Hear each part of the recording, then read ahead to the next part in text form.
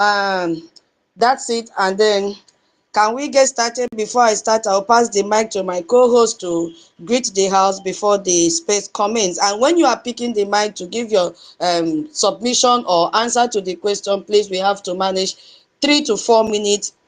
The space is not going to take a longer time. It's just two things I want to talk about. We'll talk about this tax thing, and then we talk about the budget of Tinubu, the amount that he is quoting for security, but then it's not going to go there. So we'll briefly touch on that, and then we end the space for our fun raising. So my co-host, Mama Stella, please say hi to the house before we continue.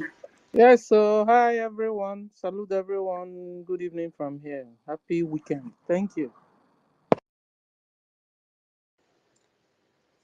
Senior citizen, sharp, sharp. Yeah, so today is our fundraising, so we don't have any time to waste. On an ordinary day, we can speak Yeah. to the kingdom come. Go on. Exactly. Oh, that's brilliant. Thank you so much. Yeah, Lemwem, our website remains www.biafrarepublicgovernment.org. The government is in full. Okay, thank you for sharing. He has shared it. Thank you so much, Lemwem.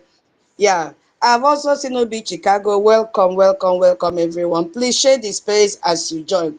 So, I just want us to know that this will be the tone for the space today. It is not a lecture, it is a conversation that we'll be having. So I'll be sharing information to the best of my ability. Thank God our guy is here. Anywhere I make mistake, he will correct me. And then we'll be asking questions as usual. And then I want everybody to be engaged. Remember yesterday how we made good use of the comment section? You can drop your answers in the comment section. I'm going to read it. So you drop your thoughts as well. Whatever you feel you want to contribute as we are speaking, please feel free. Request for mic.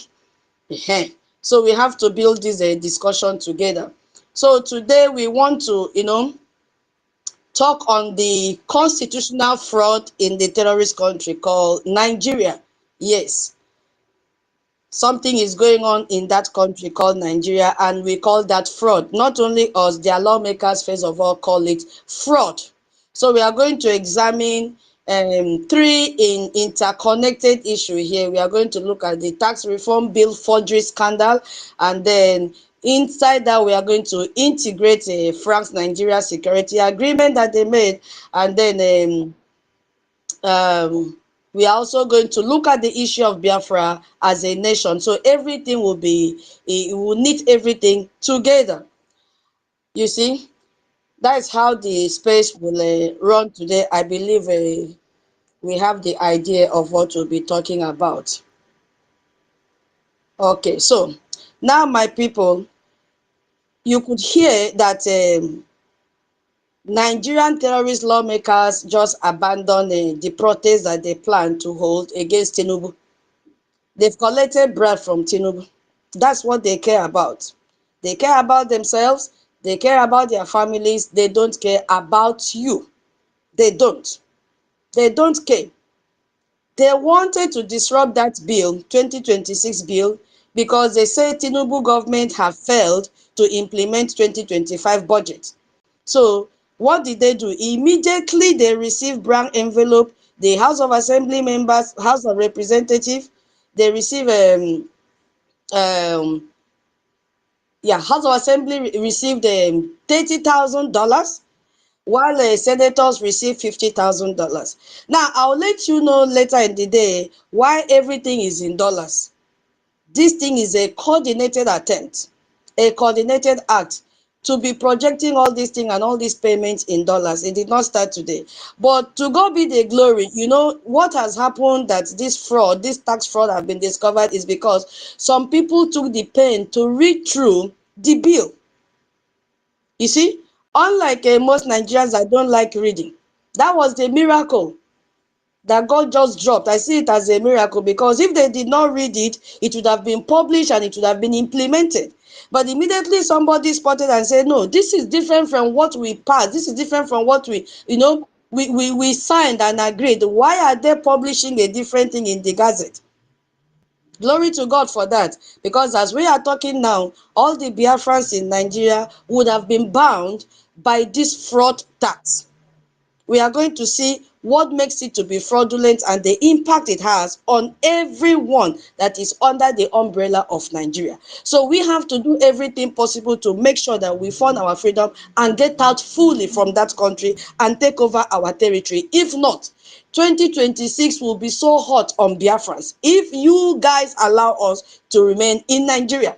So imagine what Tinubu is doing, because he knows that he has imposed a lot of secrecy, especially in the area of security in that budget of 2026. He knew it would not pass through. What did he do? He had to go behind, using the back door, using his corrupt leaders, beginning from Akpabio, Godswill Akpabio, because Akpabio is a corrupt senator. That is why he's the Senate president. He embezzled a lot of money when he was the governor of Akwa Ibom State. So he used Akpabio and said, okay, what can I do? Akpabio told him, come, as you are coming to address your people, know that they will disrupt this budget. They are not going to approve this budget. Tinubu asked Akpabio, tell me, what can I do? Akpabio said, you don't know? He said, no, I don't know. He said, give us brown envelope. This is the season for Christmas. And immediately, before Tinubu came, before he even arrived at the parliament, all these people have received their money and they shut up. They approved the 2026 budget, despite the fact that Tinubu did not implement effectively 2025 budget. What kind of a country is that? You see, so that is not the kind of country we should belong to. So before I go into that, the main thing, because I want to add this one from the foreign countries, let's just understand what tax reform. I'm not saying you don't know, everybody understand, but I just want to elaborate more on that. You can search it online, it's fine, but for the benefit of doubt, for those who may still be wondering, what does it really mean in the context of Nigeria and in the context as a Biafran? So let's break it down. And please bear with me where I did not get it right. When you pick the mic, you can elaborate more, because I don't know it all. That is why we are here together. So let's start with that fundamentals. So when we say tax reform, is just a process of changing how a government collect taxes from its citizens and businesses in a layman's language. That is, in a country that is working effectively, in a real country that has diplomacy and have concern for its own citizen. It's supposed to be that way, not like a country, like a terrorist country like Nigeria.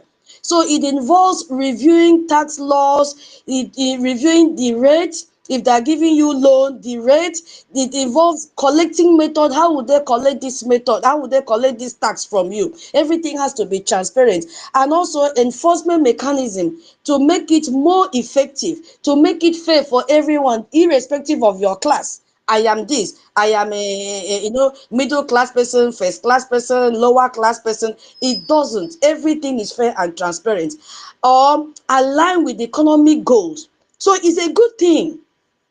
It's a good thing. I believe most of us in countries that pay tax, you will know much better. It's a good thing. So, but now, why would a country need tax reform? Why would they need tax reform? They have various legitimate reasons, not fraud reasons like Nigeria. Legitimate reasons why they need tax reform. It's, as I said, it is a good thing in countries that is developed and sincere and transparent, and somebody can be held accountable if you default from paying your tax. So it has to improve efficiency in tax collection.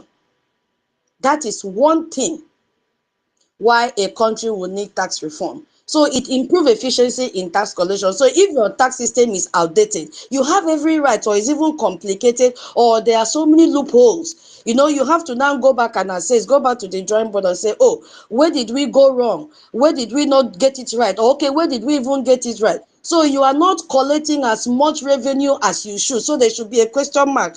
Why is the revenue declining? So companies and individuals find ways to avoid paying this their fair share, and the government will now be losing money. So it needs for public services. So when the government begin to lose this money, then they have to go back to the drawing board and see how they can implement tax reform so that they improve efficiency in a tax collection. And another reason why they need the tax reform, um is to make the tax system much fairer, because sometimes tax law benefits the wealthy while it overburden the poor people and middle class people. So good tax reform will now try to correct these imbalances so that everyone pays according to their ability. You see, unlike Nigeria, that the northern people will not pay, only the southern people will pay, which are Biafrans. You see, because they know that the bulk of the money, the bulk of the revenue comes from Biafra land. Those that are doing business in the terrorist country called Nigeria, they are all Biafrans. Oh, ndewo, people have joined. Ndewo, Madam K, Komdo Emedi, Totiville, Komdo Emedi, and Silver Blue, Komdo Emedi. No. So, another reason why they need a tax reform is to stimulate economic growth.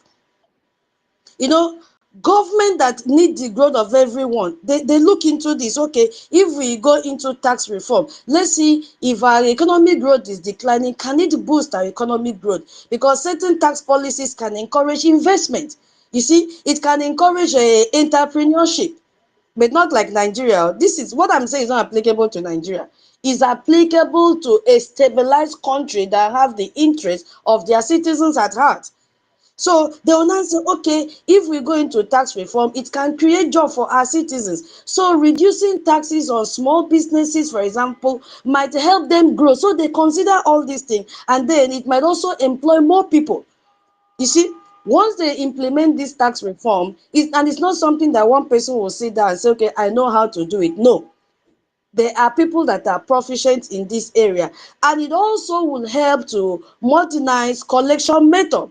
We are in the digital age, and tax collection should be automated, not the one they will come and knock on your door. Or what used to happen in those days when I was in Nigeria, especially when it is big market day, AK market day, you see a tax collectors, they will come. Once you see them, I remember, once you see them, you see old women will be running, kitty, kitty, kitty, kitty. They say tax, oh, tax, oh, tax, oh, tax. So they will be running and falling. That is a analog way of collecting tax, and most people at that time, they used to come with their own receipts, cheating the government as well. So in this digital age, such things will be removed from it. They have to modernize the collection method and make it a lot easier and transparent, and make it more efficient. So when they now go into this tax reform, it will allow them to modernize the collection method. Reform can now involve introducing technology into it to reduce corruption as well, you see, and make compliance a lot easier. So in principles, tax reform is not a bad thing. It is a good thing. Nigeria needs tax reform if it were to be a good country, but because they are covered, blanketed with corruption, it is not going to be easy. Their tax system is broken because of corruption, and they have one of the lowest tax to GDP ratio in the world, because they use all the money they generate from tax and pay terrorists. That is the problem. Look at what I just said now. Imagine a president that knows that there is some a hidden agenda in his budget for 2026, and he knows he did not implement 2025 budget, has gone through the back door to bribe the lawmakers in dollars. Can you imagine that? So tell me, how will their GDP grow? It can never grow. So that is why they have the lowest tax. The money is deviated. The deposited where is not supposed to be, and large volume of the money goes for funding terrorism. You see, you saw when the wife was moving with how many vehicles? Entourage, when she went to Lagos, 100 vehicles. What of the son? More than 15 to 20 security personnel. All those are your tax money. Those of you that are still paying tax in the terrorist country called Nigeria. So they collect very little tax relative to the size of their economy. That is a problem that they're having, because Nigeria has massive government expenditure in terrorism and growing debt. We are going to see how this debt is really affecting them. They are playing both ways, but it is hanging them. So that is why they jump into it. But this is massive. Tax reform is only beneficial if it is done legitimately, not in a corrupt country, a terrorist country called Nigeria. If it is done legitimately and transparently and with genuine public interest in mind, then it will work. But if it doesn't, mbanu, it will not work. Tinubu government came in with a story about tax reform, and they said Nigeria is broke. We are spending more than we are earning. Really? And he refused to be sincere to himself to really mention where the money is going. We remove fuel subsidy, I'm quoting him, which cost us trillions. Now we need to increase revenue. And the best way to do that is through better tax collection. I'm quoting Tinubu directly. Now, if you listen to what Tinubu said, on the surface, it sounds very nice, right? It makes a lot of sense. Nigeria does not have a revenue problem. Nigeria have terrorism problem. That is their problem. Corruption in tax agencies is what is killing Nigeria. Partly because wealthy individuals and corporations don't pay what they owe. Even if they pay, this money is diverted to fund terrorism. That is what is going on in Nigeria. But they have refused to tell the public the truth. So the government proposed a tax a reform bill, and it aims at, according to Tinubu, consolidating multiple tax agencies to reduce duplication. How is that possible in Nigeria? And he also said expanding the tax base to capture more, I'm quoting him, economic activity, and introducing new tax categories for previously untaxed sectors. I'm quoting him. Modernizing collection through technology. That was why francs came in, you see, and increasing penalties for tax evasion. Now, all these are on paper, and it sounds very reasonable as I'm reading it, and if you could hear it from his own mouth. Every modern economy needs an effective tax system, but in Nigeria, it is on paper. So the problem is that everything falls apart in Nigeria. The government of the terrorist country called Nigeria cannot be trusted to implement a reformed a tax reform fairly. It is not possible because they themselves are corrupt from the head till the tail. Just like fish that want to spoil, it starts from the head. Tinubu is a corrupt president, a drug lord. The whole world knows him. So why would he now go into tax reform? So whatever we've discussed in the past weeks, in the past month, prove that suspicion was correct. Now, let's quickly look at, because of time, how the bill becomes law in Nigeria. Why am I even talking about this thing? Because I want Biafrans who are still believing in Nigeria to know that their name is sorry. What is coming under this tax umbrella? Your name is sorry. If you don't wake up and fund your freedom, if you don't wake up now and go to our website, log in and make your submission, if you don't contact your admin in Biafra land, hey, your name will be sorry. So let me just go, before I go into the forgery scandal, which is the main topic today. Let's understand how bill becomes a law in Nigeria and see, are they really following it? So we need to understand how these laws are supposed to be made in decent country, except Nigeria, because Nigeria is a country of terrorism and corruption. This will allow us now to understand the scandal that is involved in violating this constitutional process that was raised in the National Assembly. Because according to Nigerian Constitution, a bill is drafted, which is a normal thing, either by the executive branch or by legislators themselves, and then it will be introduced to National Assembly. You see, that is House of Representatives and Senate. And then the bill will now go through readings and committee reviews. This is how it should work. Oh. Lawmakers debate on it, and experts are, invited to vet and testify, amend where it's supposed to be amended, and then they proposed and all that and all that. So that step 2 now is where the details get hammered out. If there was any error, they fix it there. And now, once that is done, both the House and the Senate must pass identical version of that bill.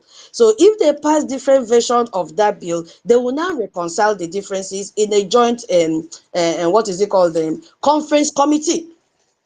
Now, once both chambers pass this identical bill, it will now go to the president for assent. The president has 2 options now to do. Is either he will sign it into law, or it will now return to the National Assembly with objections and requests for amendment. I'm going somewhere because there is a loophole somewhere. Did they follow this process? That is where I want to arrive at. So if the president signs it, then the law is then published in official gazette. You see, the Gazette is now the government official publication where all laws, where all the regulations that they are making, even though it is on paper, where official notices are recorded, everything. So once it is published in that Gazette, the law becomes officially enforceable on everyone in that contraption called Nigeria. So that is the process. It is very, very clear, constitutional, and it is designed with checks and balances to prevent abuse. Now, the question is, what happened if the law published in the Gazette is different from what the National Assembly actually passed? That is what is happening now. What if provision appeared in the Gazette version that were never debated or voted on by your representative? That is the problem right now. You see, that is what exactly happened with the tax reform bills. Something is missing. There is water under the oil. There is water under the oil. Now I want to now bring in these tax inspectors without borders into it, because they have a role to play. Before we dig deep, and then I'll pass the mic. If you go to their website, I don't know, let me see if I can put the website. You can type it the tiwb.org. You can learn more from the tiwb.org. Tax Inspectors Without Borders.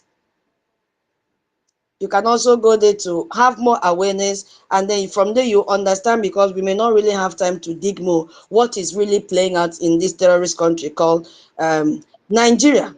Please kindly share the space as you join. Now, before I go to the forgery side, it is a step by step so that we really follow the event. So I just want to add and expatiate on what is happening, because the tax reform is not just a domestic Nigeria issue. No, it is international. They have international players that are involved in this, specifically what is called Organization for Economic Cooperation and Development. Now, I have few abbreviations here. I will not have time to be calling the full name, so I will call OECD. When you hear me mention OECD, I'm talking about Organization for Economic Cooperation and Development. And when you hear me say TIWB, is nothing more than Tax Inspectors Without Borders. Okay, that is the website I just shared now. And when I say UNDP, it is United Nations Development Program. I may try to still call the full names at interval. So now they have international players that are involved in this tax reform thing, especially countries that are made up the OECD, Organization for Economic Cooperation and Development, and the United Nations Development Program, which is the UNDP. So there is an initiative called Tax Inspectors Without Borders, TIWB. Now, it is a joint, this TIWB is a joint program that is run by this OECD, and the United Nations Development Program, and it was launched in 2015. So when you go there, it has stated its purpose, and one of the purposes is to help developing countries. And when you say developing countries, Nigeria is among the developing countries. Build tax audit capacity by sending international tax experts to work alongside local tax officials. Hold on, let me play the video once again so that we follow what I want to talk on now. It's not long, it is very short. Um, 1 second, please.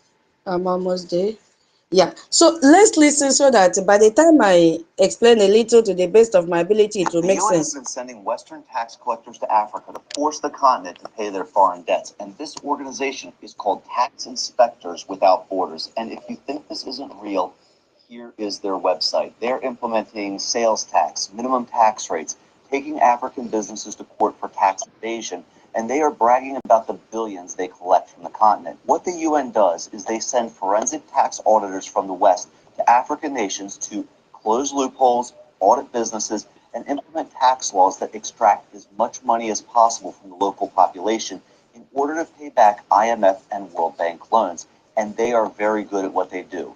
Tunisia was one of the first countries to work with the UN tax collectors in 2015, and since then, the Tunisian government has increased tax revenue over 50% relative to GDP. Recently, you've probably seen different tax reform laws in West Africa, Kenya, among others, and all were pretty unpopular, but they were implemented with carrot and stick methodology. If the African leaders don't work with the Western tax collectors, they face sanctions. But if they play Did you hear that? If they don't work with them, they face sanction. Did you hear that? Let me continue. with the tax collectors, they get more loans from the IMF. And you've probably figured out this game already. The West is getting the African nations to run up large debts, then training the African governments to collect the interest payments from the local population. And When they collect debt, they will now make the local people to pay. Okay, we will explain. Let me allow you to play. that money then goes to Western banks. And in many African countries, over 70% of the government revenue goes towards debt servicing. So it's essentially a much more efficient form of colonialism. But I want to know what you guys think. Have you seen unpopular tax reforms in your country? Have they increased your cost of living? Or have they had a positive impact? Let me know in the comments below. And as always, if this video provided value to you, give me a like and a follow. Yeah. Did you hear that? It is a serious thing. This is the reason why Tinubu government have refused to release the agreement they signed with France. And he was so fast to bribe the House of Representative members with $30,000 each and 50,000 because he is hiding something. Biafrans, we are the target. If we don't come together and fund our freedom, we all will be trapped in this menace that is coming 2026. There is something, there is a hidden agenda. We are asking, people are asking, where is the agreement you went in with France? Why don't you publish it? They have refused till date. So Tinubu is doing everything possible to make sure he takes away everybody's eyes from the agreement they went into with France. I am coming because France is a member of this OECD.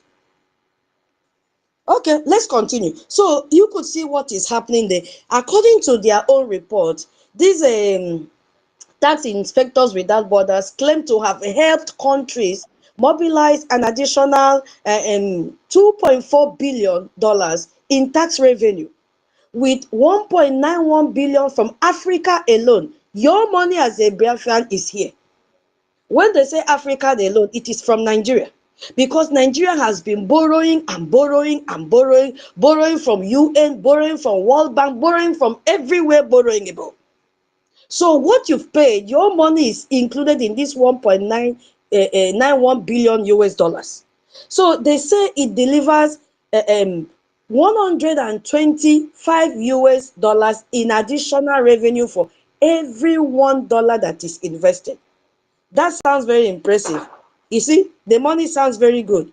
But Nigeria has been both a recipient of this money and provider to these people at the same time.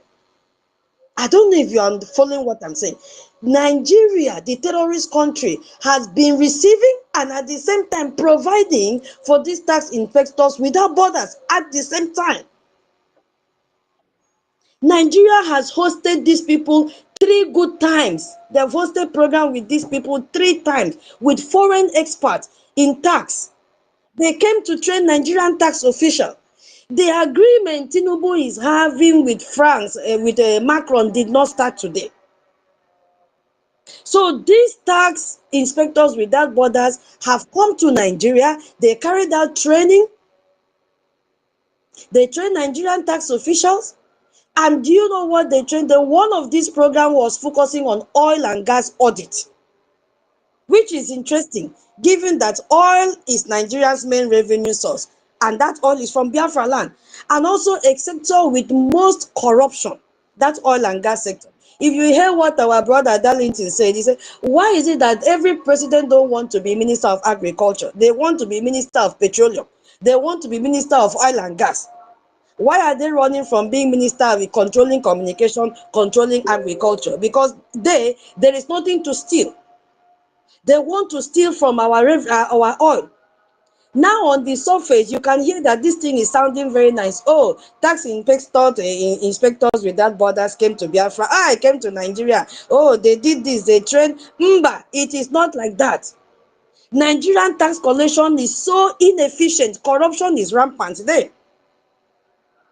Because multinational companies operating in Nigeria, they use sophisticated method to avoid taxes. What are these people talking about? So having international expert come train Nigeria officials, it will sound very good. But it is more critical about what this TIWB actually represents in Nigeria. You see, who controls this TIWB? Who controls it? Who monitors what they are doing? An organization of wealthy developed countries, mostly Western nations. Now let's look at their membership. United States is one of them.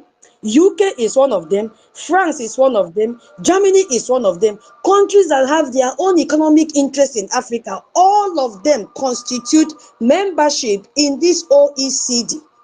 Did you see how France ran very fast and jumped out to come and control the tax of Nigerians?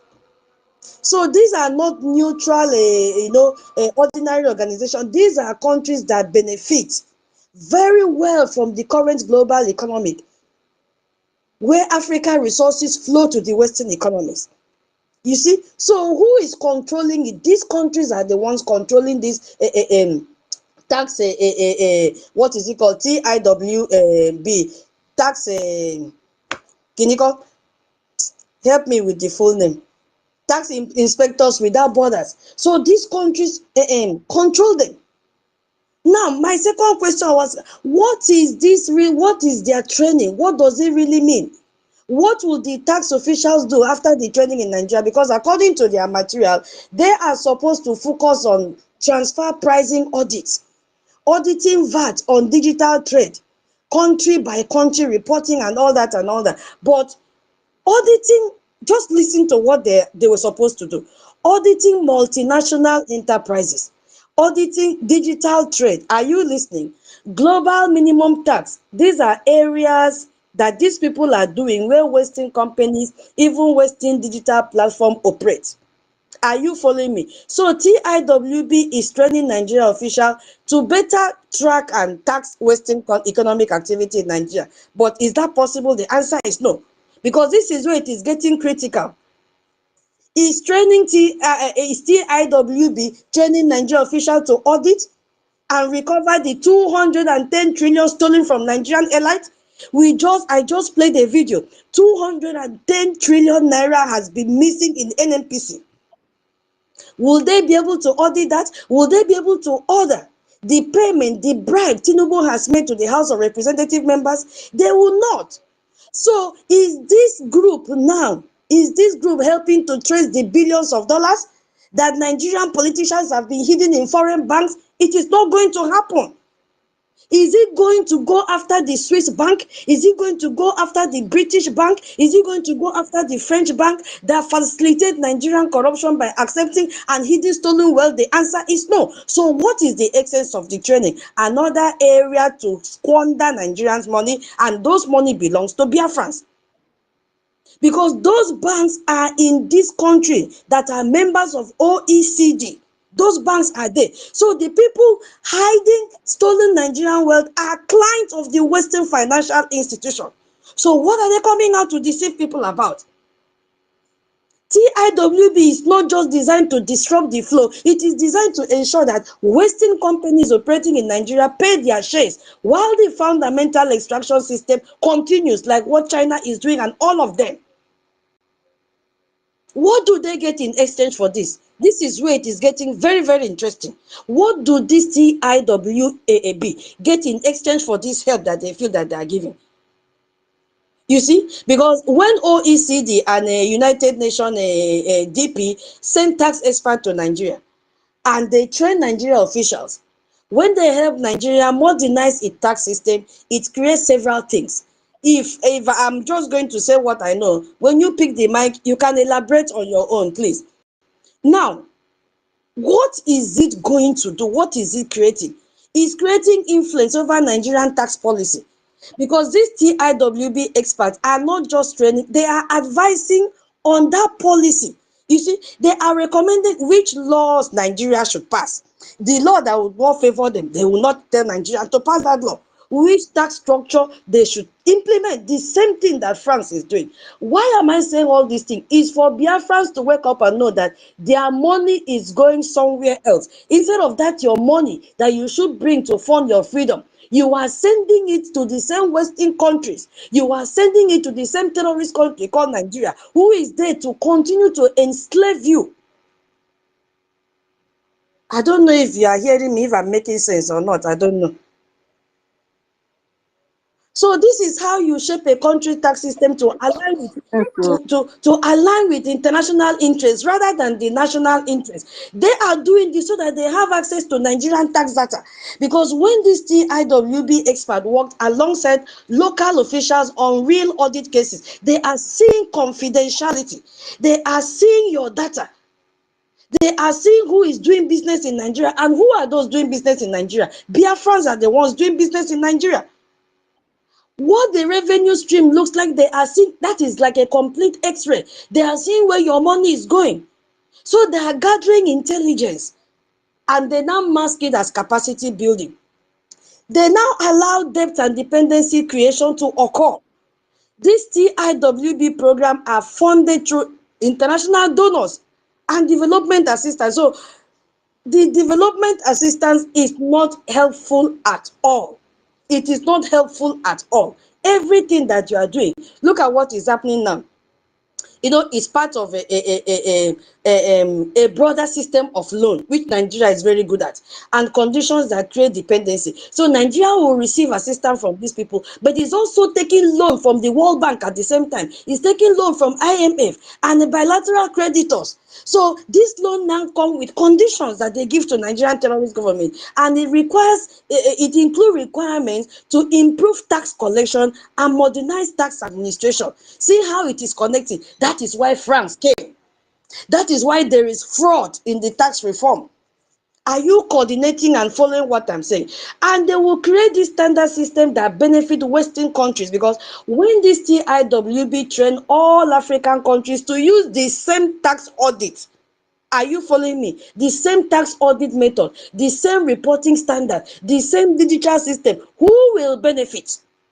The people that will benefit are all those multinational companies that now only need to comply with one standardized system across multiple countries. So it is efficiency for them, but not for Biafrans. If we now connect the dots, you will see that when Nigeria borrow money from international creditors, from World Bank, money that TIWB and other programs are supposed to help Nigeria will pay through better tax collection. Where did they borrow where did the money go? Biafrans were never part of this money. The Southeast did not even get a share of infrastructure investment from this loan. All the Biafra territory, we did not get this loan. We did not receive any money. There was no money assigned for road construction, neither school, neither hospital, nothing. The borrowed money went to Abuja, it went to Lagos, and it went to the northern state. But now, when it is time to repay this loan through increase in taxation, suddenly they will remember the southern part of Nigeria, which is Biafra land, and they will now tell us to pay the money. So Biafra now is now a trap for Biafran's entrepreneurs. That is why I'm taking time. If you don't fund your freedom, today is our fundraising. Your name is sorry. All the Biafran entrepreneurs now, the business that and businesses generate enormous tax revenue. We know that very well, and that is why Biafrans are their target.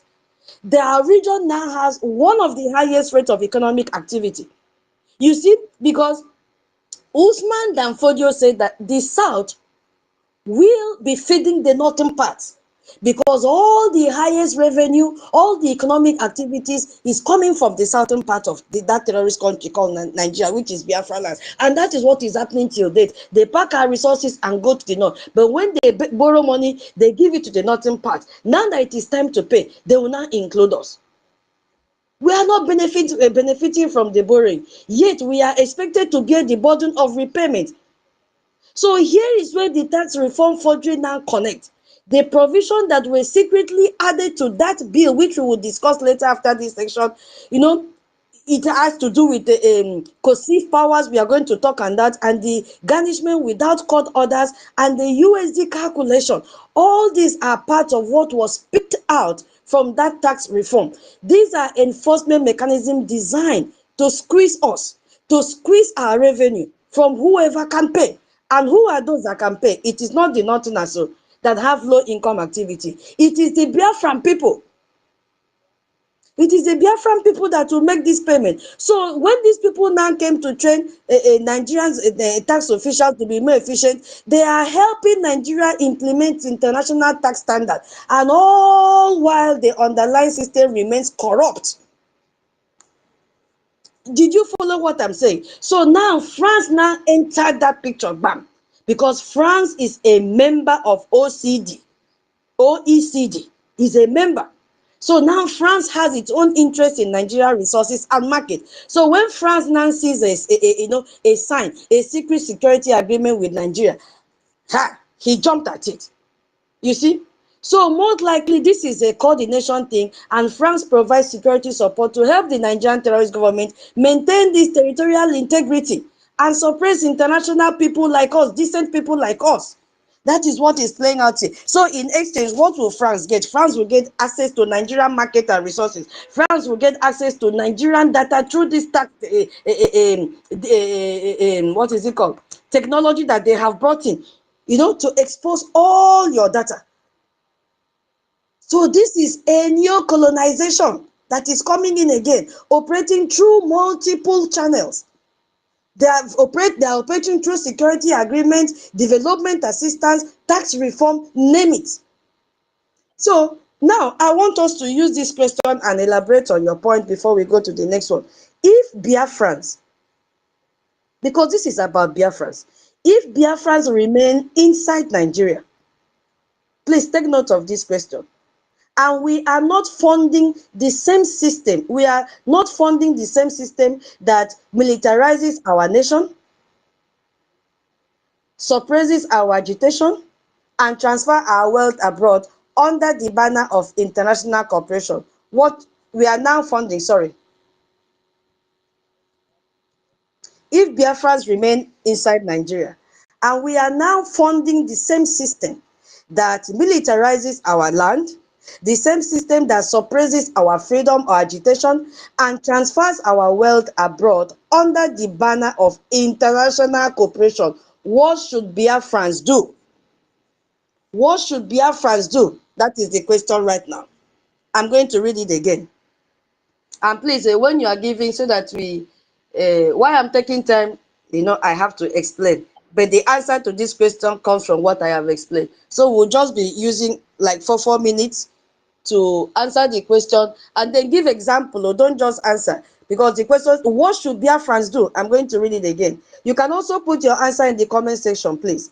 If Biafrans remain inside Nigeria, and we are now funding the same system that militarizes our land, suppresses our freedom, and transfers our wealth abroad under the banner, unquote, of international cooperation. What should Biafrans do right now? That is the question.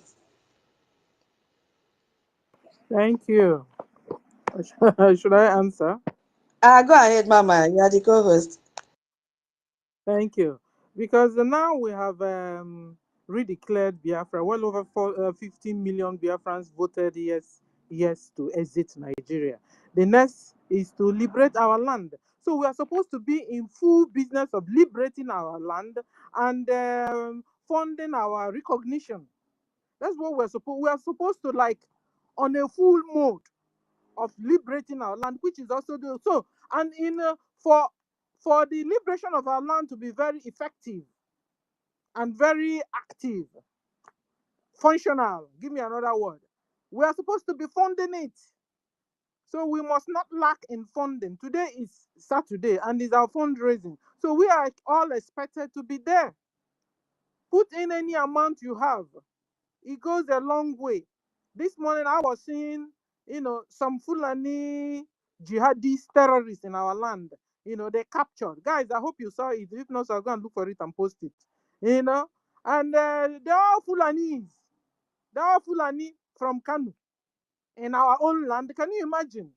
What are they doing there? And they're wearing this military uniform. So Nigeria military has become Boko Haram Nigerian military because they have enrolled Boko Haram into Nigerian military. So they are now wearing the uniform officially and they are killing citizens anyhow. And they don't care. So at the end of the day, what we have to do now is to a full mode in funding our liberation and our recognition. Thank you.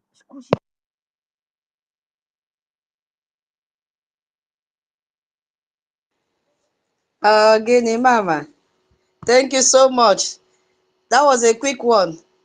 Yeah, no other person wants to speak.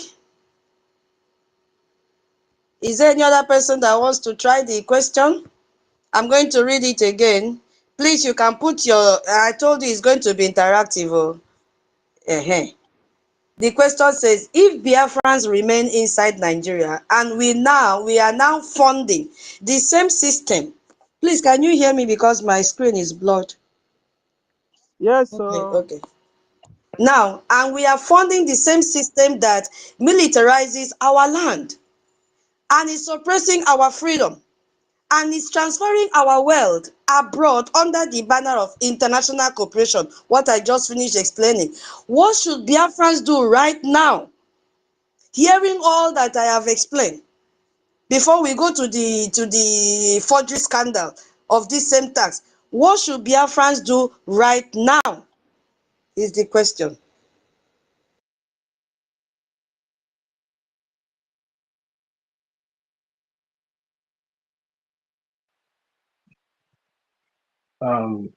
Sorry. Tutos, can I go on? Yeah, go on. Welcome, Toti. Go on. Okay, thank you very much, Tutos, for hosting us. The question that you asked, what should Biafra do at this point in time? What Biafra is supposed to do, just like the way senior citizen just answered that question. There is no two ways about it. It's for the Biafran people to start supporting what the Biafran Republic government in exile is doing by optioning out from that demonic union called Nigeria. And sometimes when we come out here to read out these facts that are out there to some of the Biafran people that are still standing on the fence, or maybe saying that whatever the Biafran Republic government in exile is doing doesn't concern them. And you said something earlier on in 2000 when you were making your submission. You said something about the tax reform that is happening in the so-called Nigeria, that some people took out time to read through that tax reform. That reform is not what their presidency is telling them.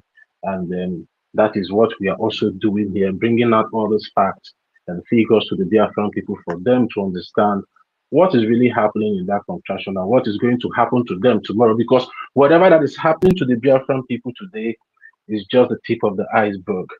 The colonialists and the colonizers are now moving fast because they have seen the momentum that we, the Biafran people, most especially the Biafran Republic government in exile and our lobbyists, is doing over there in Washington, D.C. So they are trying to renegotiate your destiny once more again. And if you continue to be financing the negotiation or the sponsor or continue to sponsor your slavery in that contraction, you are not doing yourself any good but bad, because from what tutors have read out here regarding this tax reform that is going on, and this so-called tax without borders,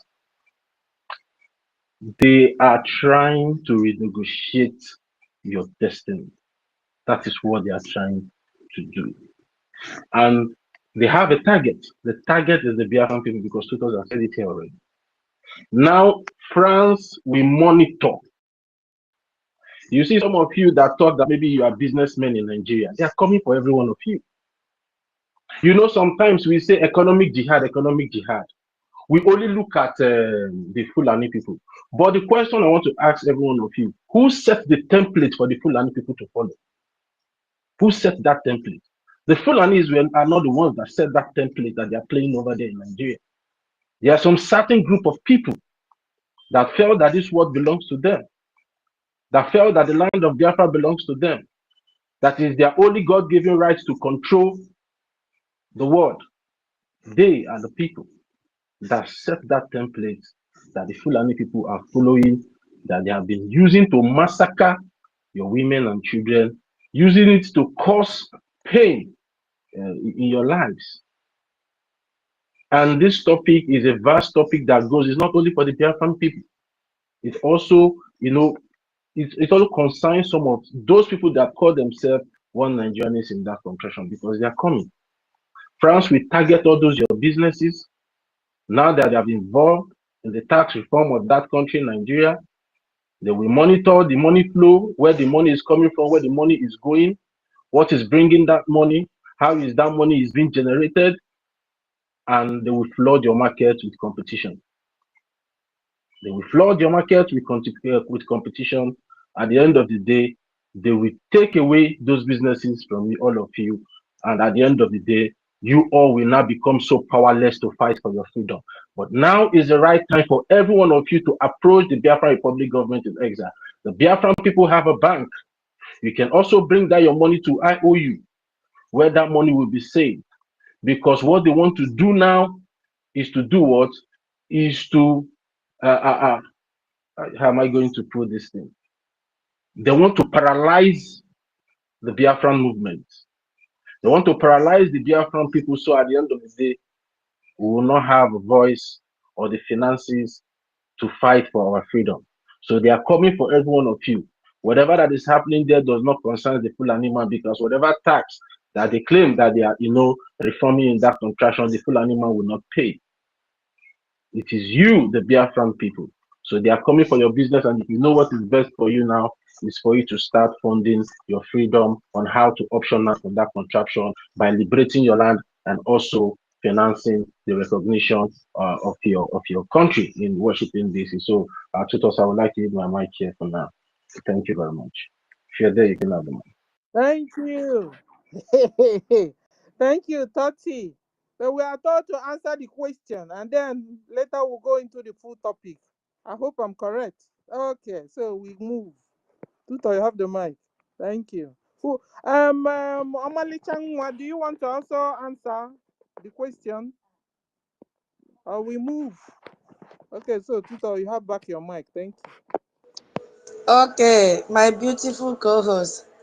So does it mean that everybody in this place is only a Toti and my co-host that heard what was I audible at all? We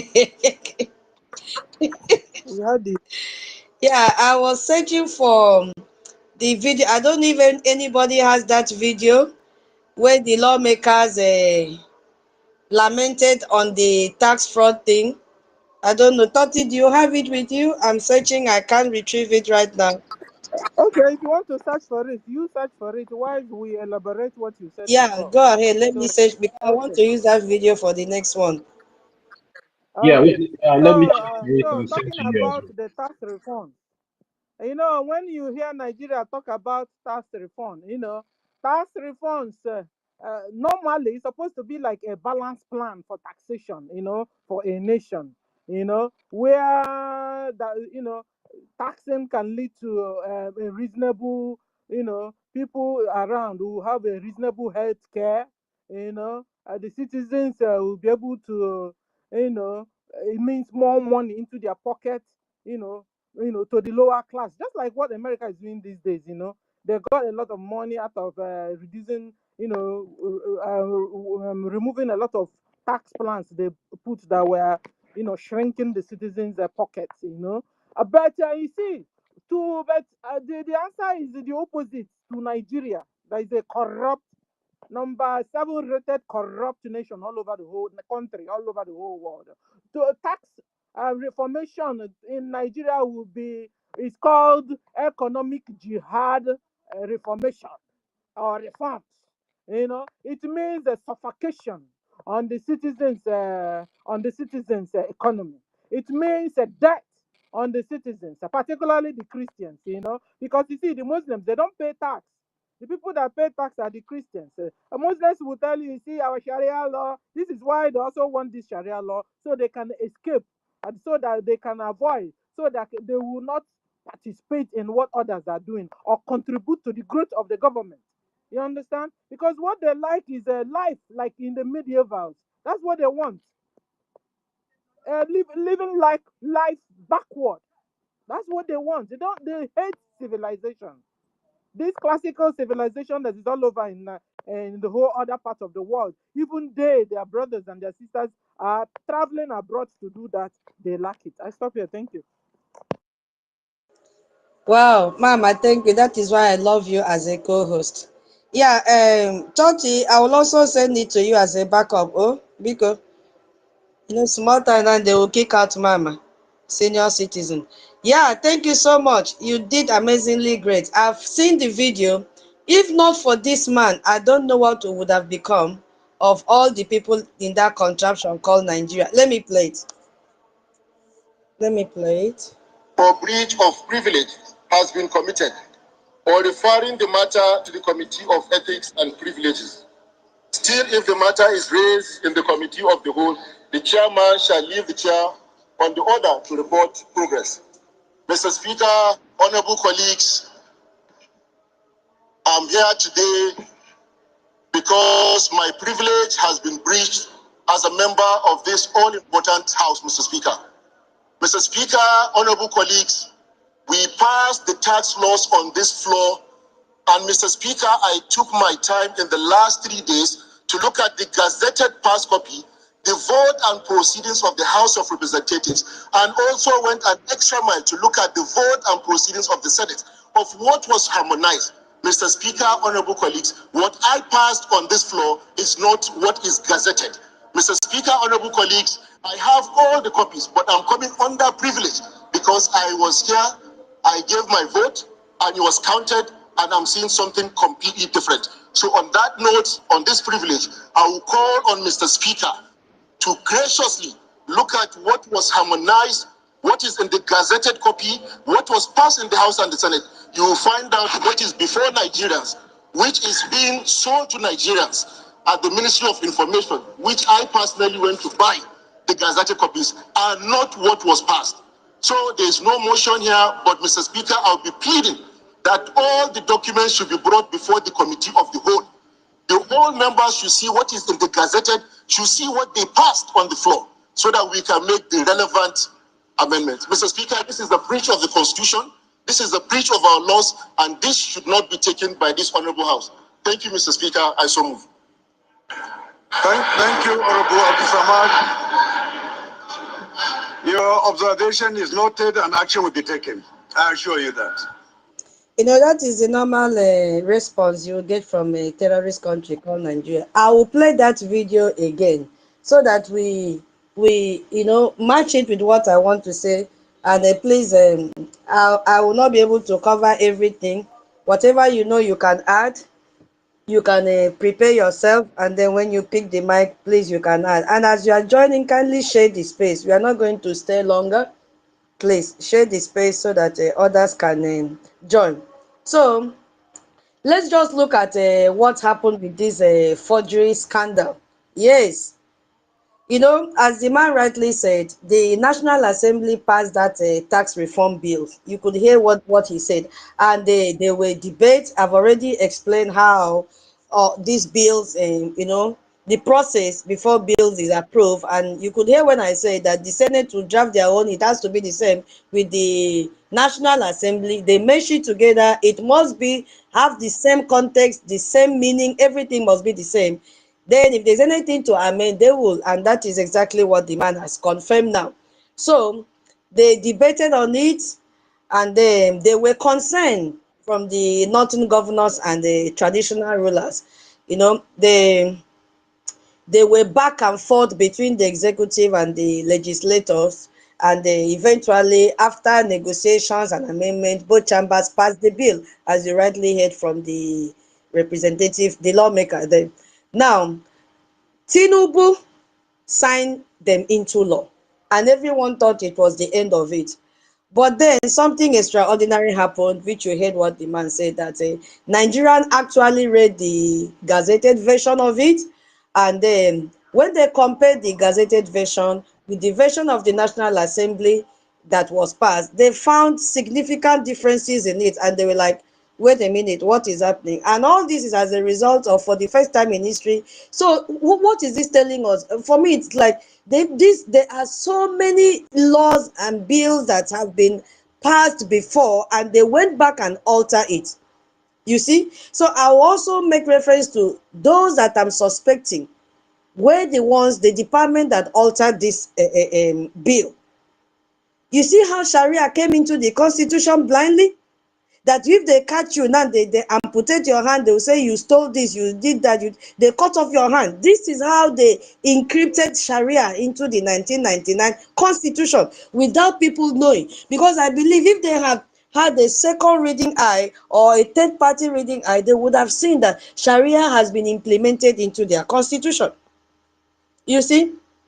So the law that was published, the law that is now being enforced is totally different from the law that your elected, that is the Nigerian terrorist representative, they were elected actually voted for. Totally different.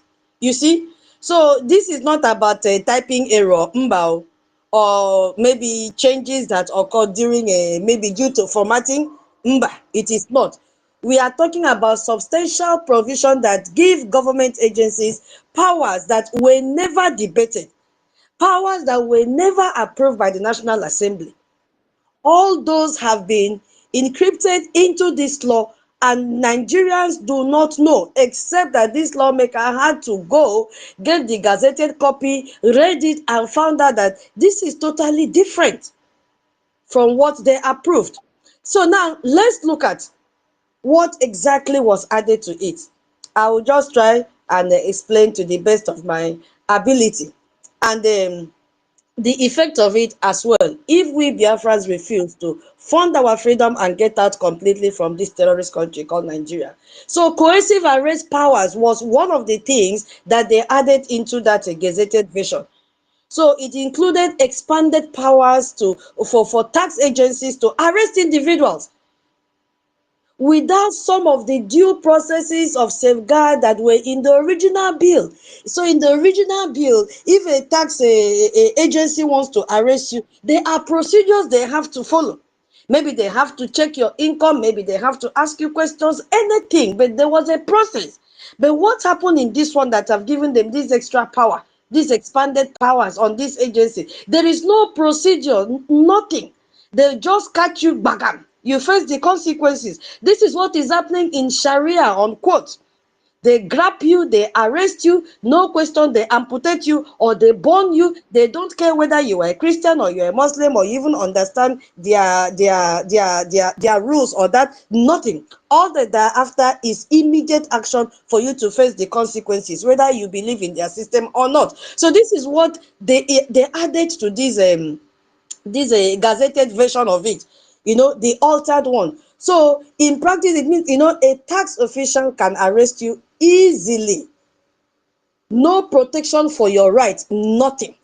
So your representative debated, and then they agreed on certain safeguards to protect its citizens, which are the Nigerians, because we don't have business from them. So they put that clause for you not to be harassed.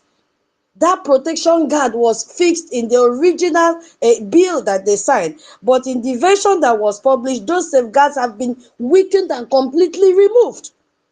So that is the extended power that they added in this one that they altered.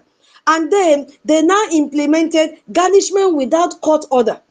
This is what is even troubling the most. The garnishment, to a layman's language, the government can seize your money at any time directly from your bank and you cannot do anything. Who are those that have money in Nigeria? Biafrans. Who are those doing business in Nigeria? Biafrans. Who are those stacking the money in their bank? Biafrans.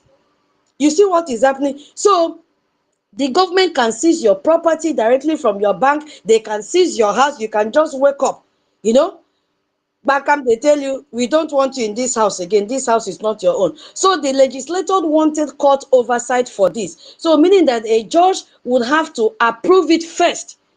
Before they seize your property, before they take your money from the bank, a judge must give approval before this can be done. But now, the gazetted version allows tax agencies to do this without going to court, without even hearing from you.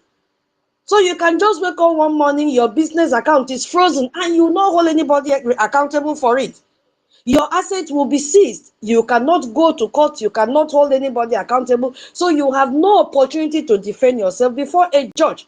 So the tax agency decide, you owe money. And they look into it without without judicial oversight. So that is not the tax collection. It is a state robbery, which is the same practice that they are practicing in the northern state of Nigeria. That's what they are doing. So that is the implication of it. That is what the lawmakers spotted out. That is number two. And number three, the compulsory USD computation in it. Remember, I told you, I'll tell you why everything in Nigeria now has to be given in USD. The law now requires certain tax calculation to be done in USD dollars. US dollars. Are you following me? And if this is done, who benefits from it? When the Naira weakens now, what it has been doing consistently under Tinubu, we know that Naira has been weakened completely. So your tax burden now automatically increases in Naira terms. So even if your income has not changed, you are paying more tax because of exchange rates. I don't know why Biafrans are not coming together so that we can leave this terrorist country called Nigeria. Are you following what I'm saying? So this effectively ties every Nigerian citizen tax obligation to foreign exchange rate. This fluctuation that is happening, that have no control. Nobody has control over it. So whatever tax you'll be paying according to the exchange rate. That is why they have compulsorily added US dollars to it in the tax that you pay. So they equate what you are paying according to the exchange rate, and you are definitely going to pay higher. There is also mandatory appeal security deposit. This is what even paid me the most, my people. This is what pays me the most.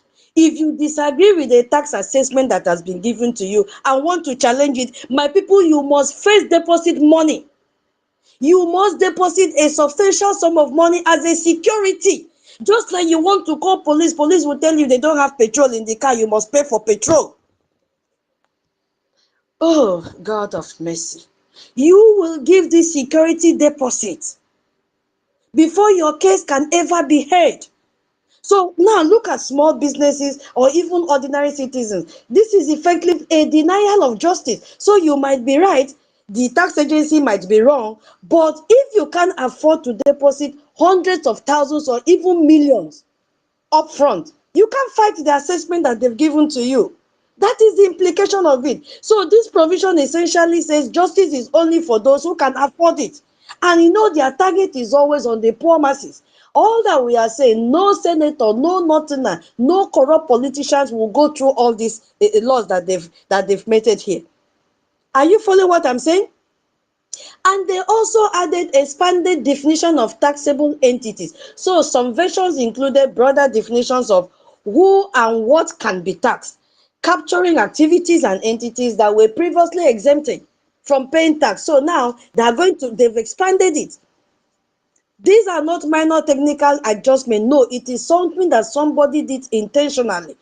Fundamental changes to the balance of power between the state and the citizen. And they were never voted for or even voted on by the National Assembly.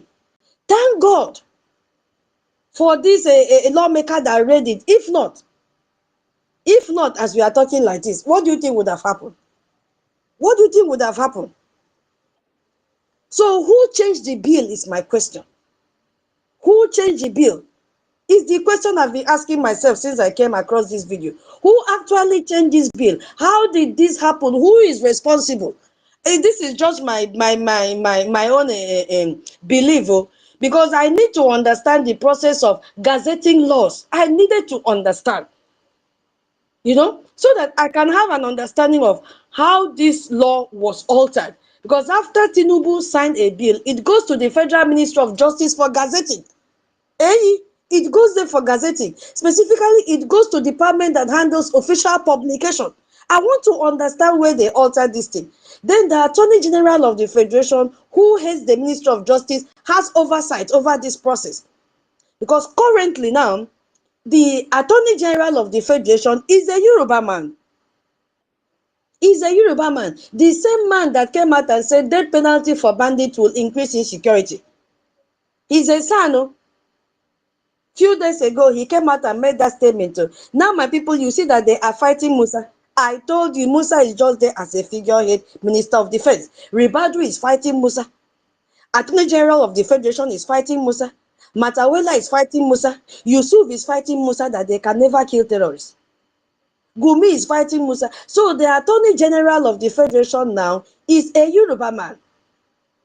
You see? So he had an oversight over this process. Now, we have to now go deeper. Did he know about this alteration? I'm asking the Attorney General of the Federation. Because at least he has to know this before this scandal. Did he know about this alteration? Did he approve them? Did he order them? Or was he negligent in his own oversight? Attorney General has not answered this question because it doesn't just stop here.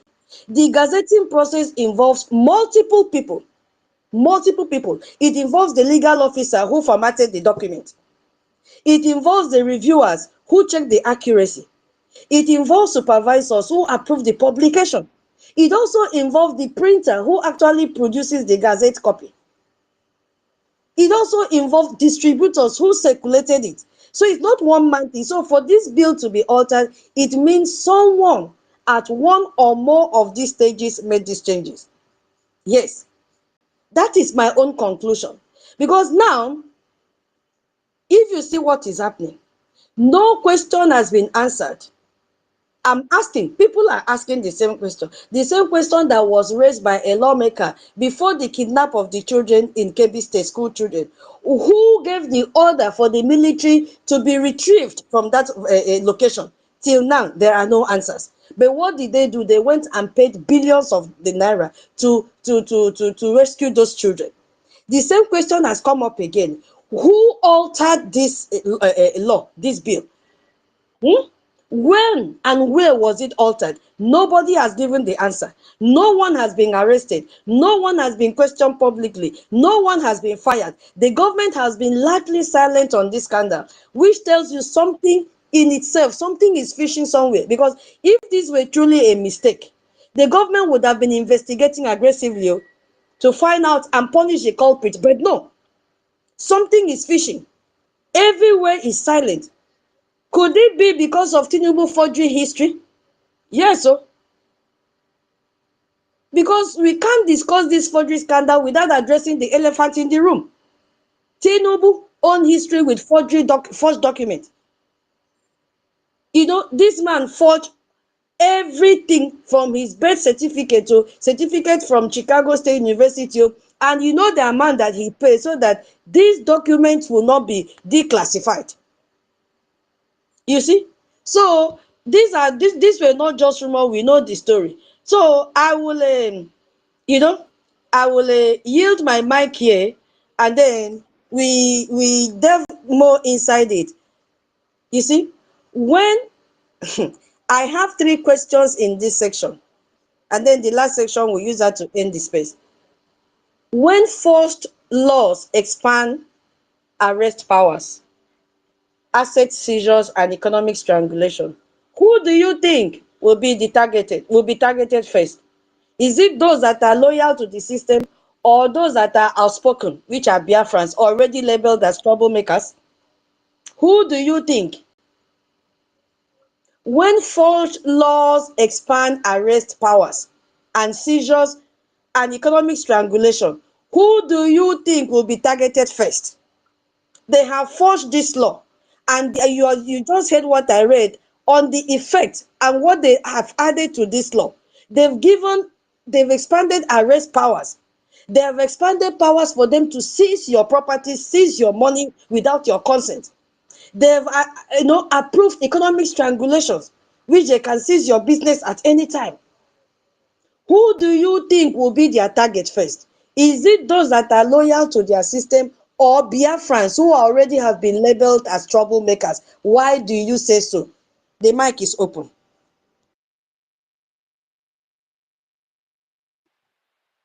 Yeah, two thoughts. The question is very simple. It's the outspoken ones that will be targeted first, not the ones that are loyal to the corrupt government or the caliphate. And we as a people, as Biafrans, are the targeted people that they are that makes them to be putting all these things in place. And I really want to thank you the way you have really, did justice to this topic, even to the layman who really understand what you're trying to do here. That is, if our people can be able to wake up and understand what we, the Biafran people, most especially the Biafran Republic government in exile, is really doing, you know, in trying to awaken their subconsciousness for them to know that Nigeria is not for them. All these tax reforms that and all these things that you're seeing are targeted on we, the Biafran people. And you ask a question, Tutos, you said they have been asking the question, even when a command was given to the soldiers that were protecting that Catholic school. No answer has been given. And again, how did this come about, this tax reform? The forgery between this their so-called tax reform. No questions, no answers have been given. The reason why, do you know the reason why no answers have been given to all these questions? Because there is an undertone to all these things. There's a reason for them doing all these things. And now tell me, everywhere is silent. Nobody is speaking. The so-called professors and intellectuals like Wole Soyinka, they will not speak now. It is when this so-called tax reform have come into full force, you will now start seeing them coming out to, to pretend as if maybe they really care. But now that this so-called tax reform is passing under review in their so-called House of Assembly and House of Representatives, you will not see these intellectuals, you will not see these dummies on Twitter coming out to counter this tax reform. It is when it has now come into full play and it has now started affecting the common citizens. That is when you now see them coming out to fight against it. Dear friends, now is the time for every one of us, because this tax reform will give the so-called Nigerian terrorist government the power to seize whatever they want to seize from you at any time, and you don't have rights to go to court to challenge it.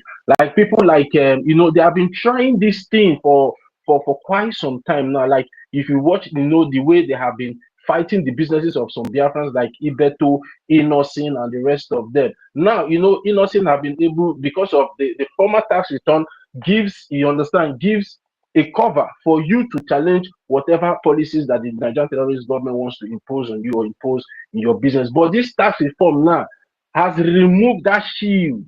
The government can wake up one morning and say, in Alaba International Market is shut down for eternity because they refuse to pay 30 trillion naira, and there's nothing none of you can do. The Nigerian terrorist government can wake up tomorrow and say, as Panda, which is trade fair, it should shut down because they have refused to pay 50 trillion naira. They can wake up and say Mandala should shut down because they refuse to pay a tax. They can impose any tax of their choice just to do what? To remove that your business from you or to bankrupt you entirely. So that is what this new tax reform that you see that they are pushing. And because it has an undertone, that is why nobody has been able to come up boldly to challenge it. They just talked about it in the House of Assembly, and envelope passed through the back channel, and everybody is now keeping silent. And now we are hearing that Tinubu has even signed, or maybe even started signing those reforms into law that will come into effect 2026. So now is the time for every one of you to wake up. Those of you that have money, all these businessmen, we have fought for you guys for so long. If you guys cannot wake up and join and start supporting what the Biafran Republic government in exile is doing, when they will come so hard on you guys, we are not going to say anything. They are coming for every one of you. The Bank of Biafra is there for you to put your money and it will be safe. Bring those money into the IOU.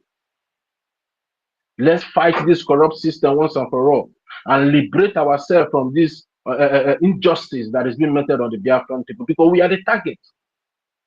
We are the business people. We are the market. And there is a reason all these international, some of these international communities that have interest in Nigeria has been supporting the Nigerian terrorist government to keep suppressing us, because we are working for them. We are working for them. Whatever you think that you are doing there in Nigeria, you call yourself a millionaire, a businessman. Tomorrow, the Nigerian terrorist government can wake up and crumble down your business. So they want to make sure that they continue to subjugate us and oppress us. So we keep working for them. That is why it's called neo-colonialism. That is why it is called neo-colonialism. They are out. There is no more using barrels of gun and boots on the ground to force you to pick cotton. Now is pen and suits, diplomatic channels, corrupt diplomatic channels to write off your destiny and the destiny of your unborn children. They are coming and we are the target.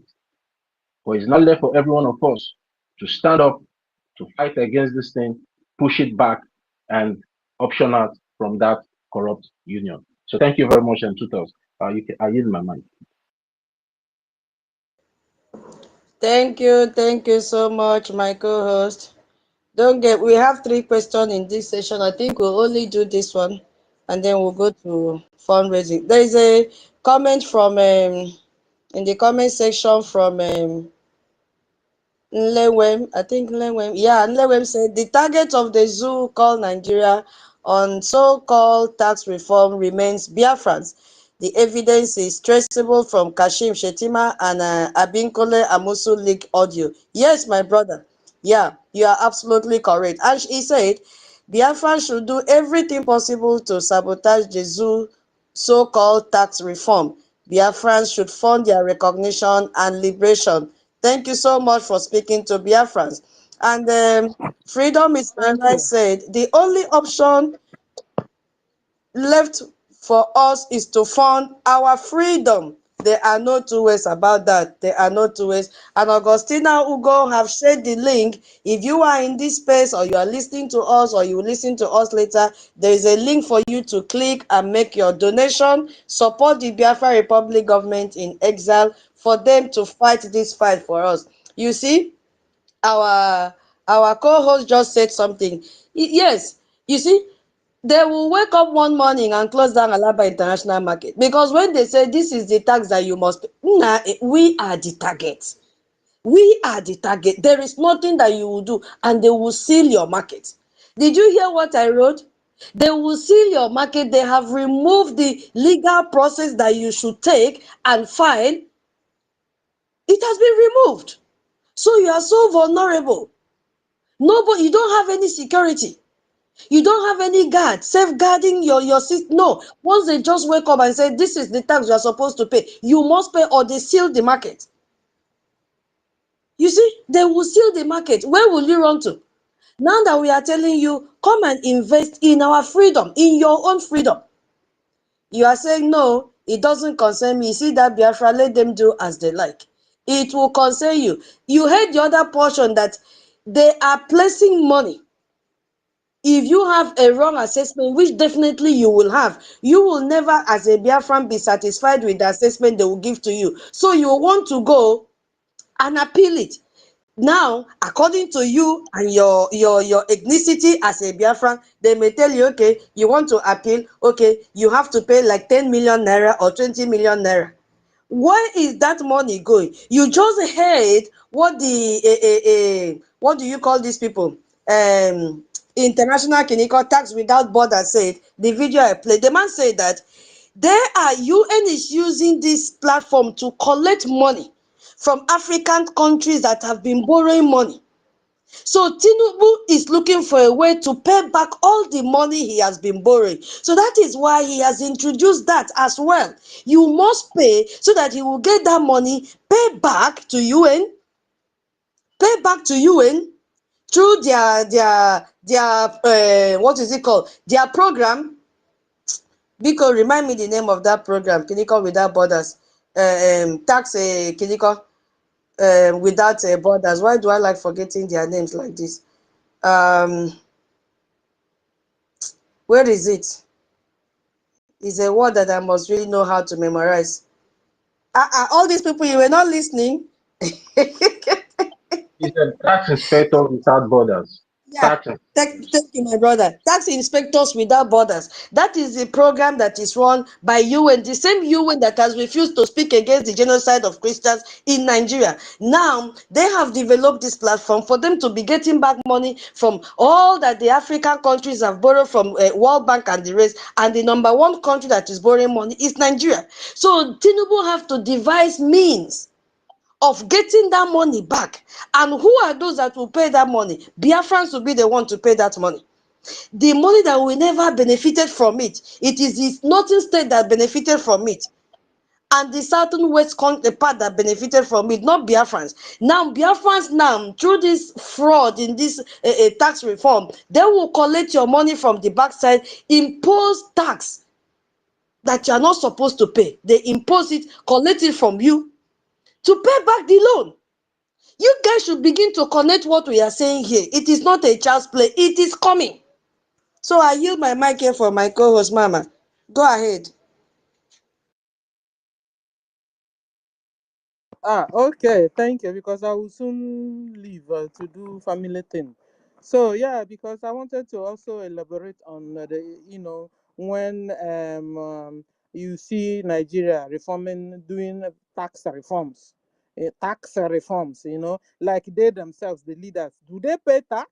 If they pay tax, the only tax they will be paying when their salaries are in trillions and millions.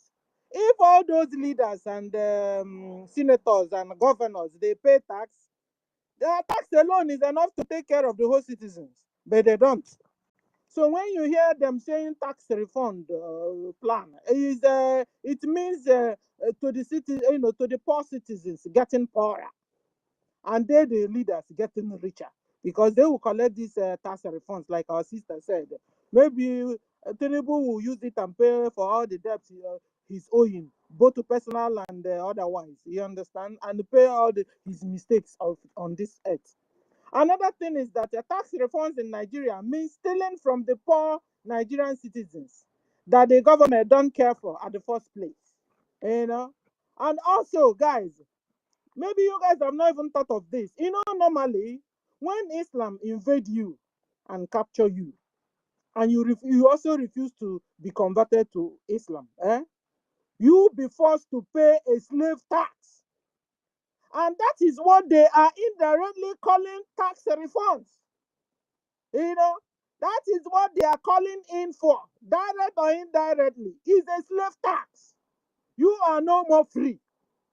They indirectly owe your shops, owe your businesses, owe your houses, owe everything about you. In fact, they will also own you. And that is why when they tell you, convert to Islam, and you say no, they believe they have the right to buy you. And then when they buy you, they go to their paradise. That is why 4 to 5 days ago, Nigerian government bandits walked into a Christian community and killed well over 11 Christians. And then the ones that are left alive will be forced to pay slave tax. So, sister, this their tax refund they are talking about is a slave tax, direct or indirectly. Thank you for the opportunity you have given me. Bye. I'm going to cook. Sis, good job. Bye.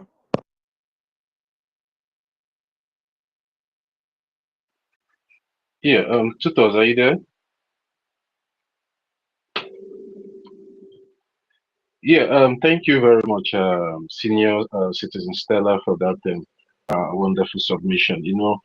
We are telling our people now what is to come, and some of them are still feeling that maybe we are troublemakers, just like Tutor said that they have labeled us troublemakers in that contraption. We are not troublemakers. We are only outspoken and fighting against oppressive government and regimes that are vowed to suppress and annihilate the so-called citizens that they swore to protect at the end of the day. And even though, why are they even taxing Nigerians? Let's talk about that a little bit. Why are they even taxing Nigerians? That is the question Nigerians supposed to be asking their so-called government. What are the infrastructures put in place that prompt or warrant the Nigerian government to be taxing its citizens? Is there good roads in Nigeria? Is there pipe-borne waters in Nigeria?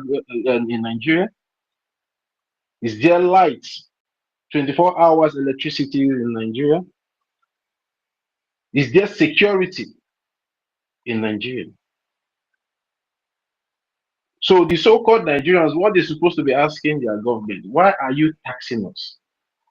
Because from my own understanding, in civilized countries and in a civilized world, the reason why government tax its citizens is for them to be able to maintain those infrastructures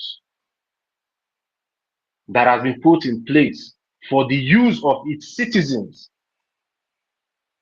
That's the reason why government tax its citizens. Because all the mineral resources in Nigeria that is being sold illegally, because because the last time I checked, I thought they said they don't even have they don't have money in their treasury. So where are all this money going to? All these resources that are being carted away from Nigeria on a daily basis, 24/7. Ships are coming, trucks are coming to take, planes are coming to pack out of that country. Those money are the money that are supposed or that are meant to build infrastructures like roads, hospitals, good schools, basic amenities, good road networks. Does Nigeria have any good road network? They don't have. That is why in Lagos today, somebody that is working in VIA and lives in mainland, we have to wake up 3 or 4 a.m. early in the morning to pass through the hustle and bustle of that road to go to work. And when coming back, the same thing. And at the end of the day, the government will say tax you after putting you through so much stress and pain.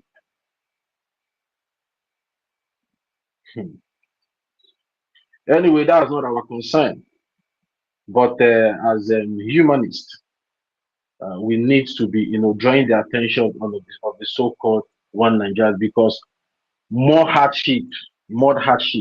Because even today, the government is not even creating jobs. I can boldly say 70% or 65% of Nigerians today are self-employed, self-made. They create their own jobs. They build their own house. They build their own road. They even create their own security. They pay for their own security.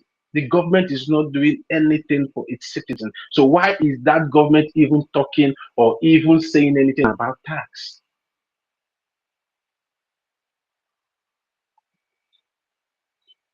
But we all know the undertone behind all this tax reform, etc., is to target the Biafran people. And we should not also forget,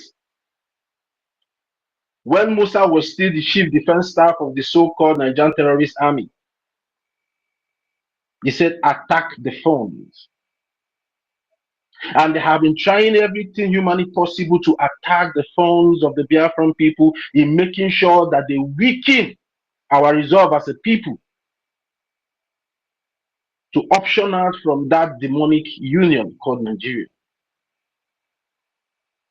Even the so-called terrorist sympathizer that is the vice president of the Nigeria said it on an audio leak that spread across the whole world.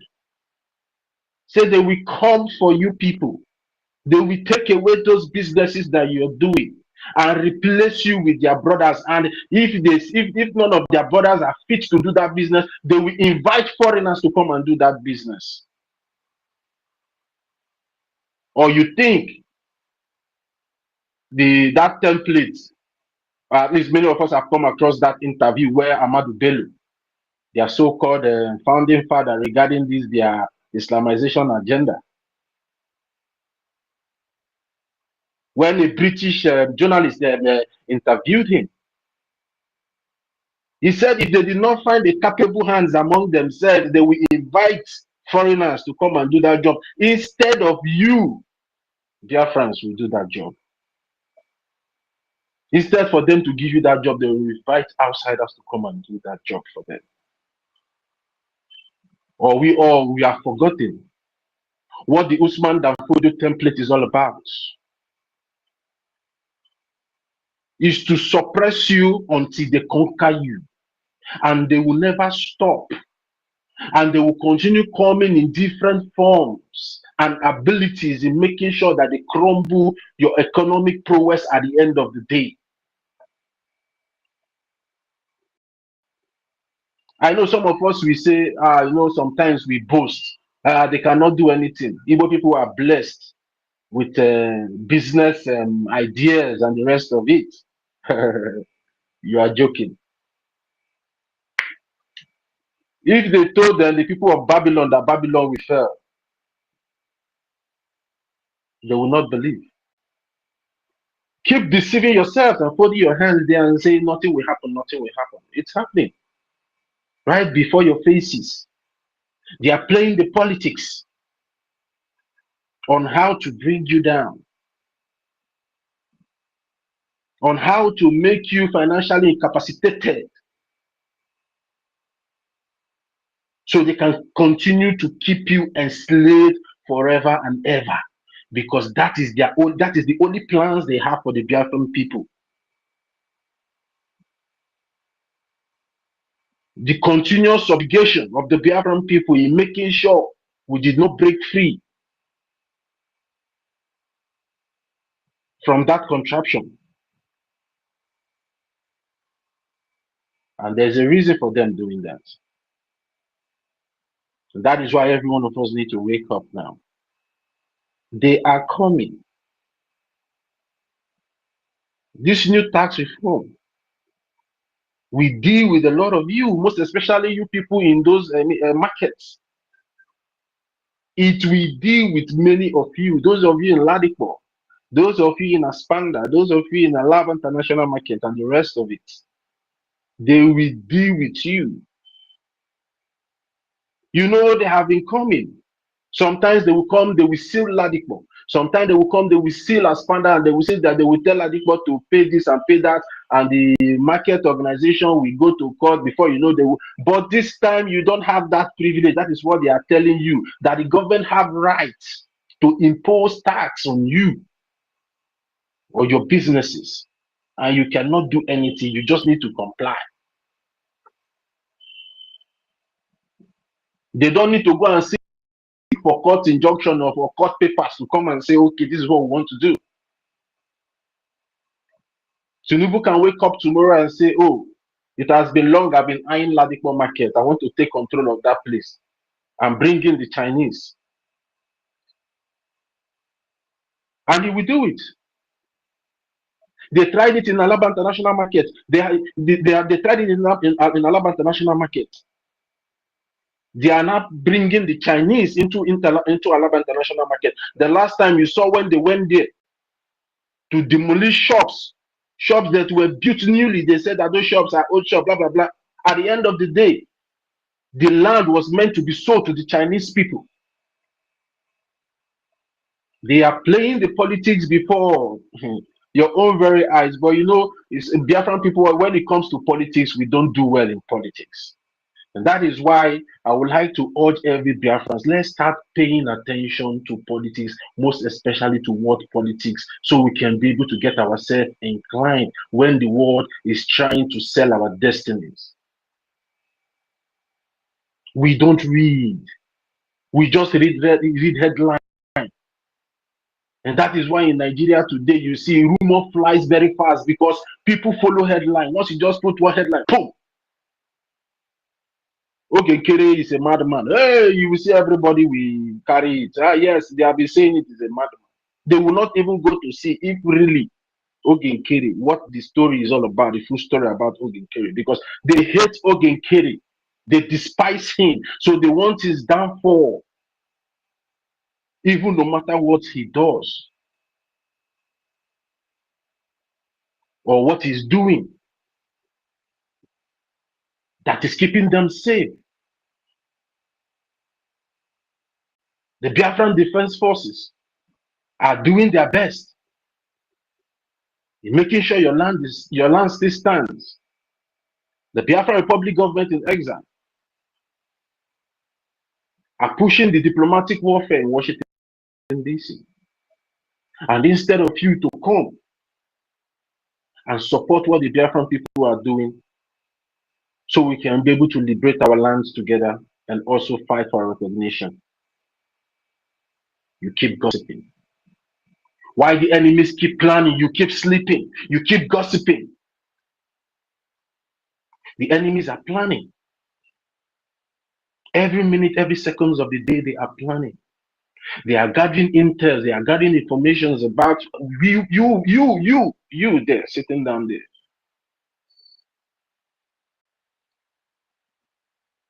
Feeling ignorant of what the Biafran people are doing. They are coming for that money.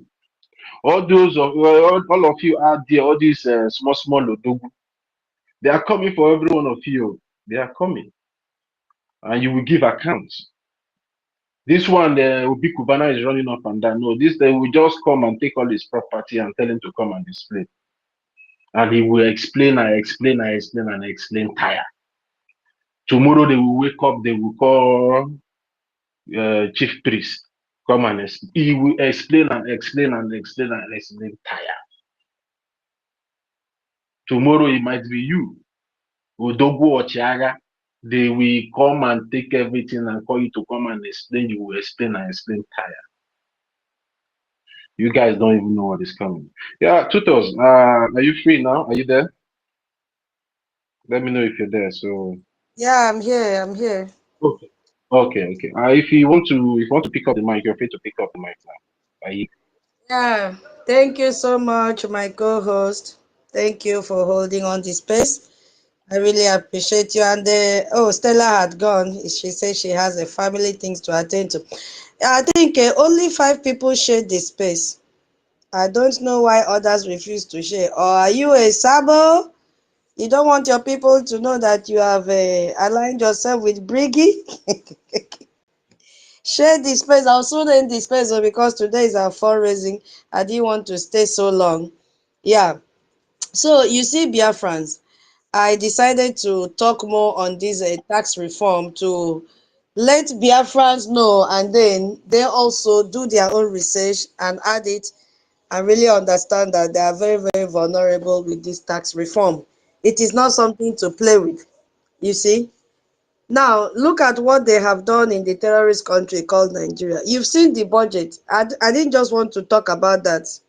I didn't want to. Oh, yeah, I guess I sent co-host to you when Stella left. I don't know if you've seen it.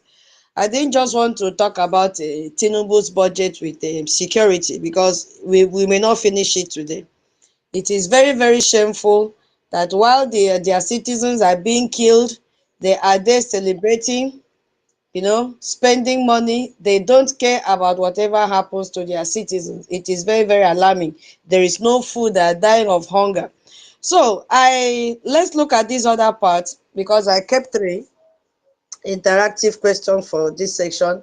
Now that we know Nigeria can forge laws to legally rob, arrest and silence people, if Biafrans do not fund their own legal defense, diplomacy, media, and self-determination structure. Who exactly do we expect to protect us? Is it these same fraudulent Nigerian terrorists that we expect them to protect us? That is the question.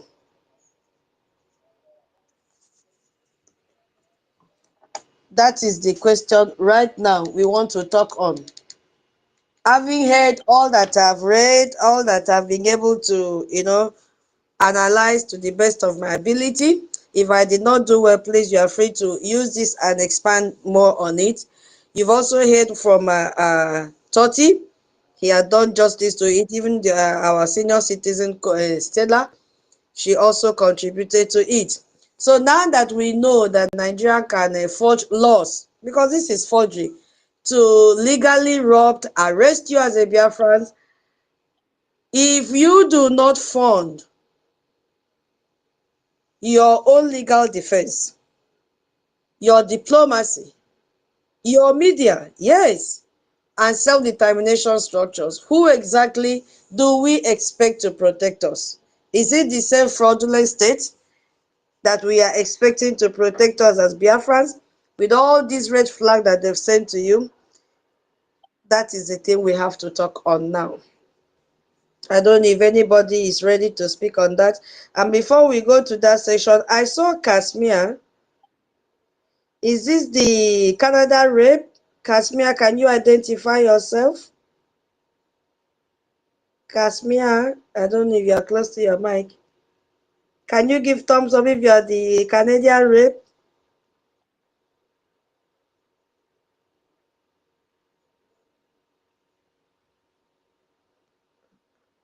I think he's not close to his mic.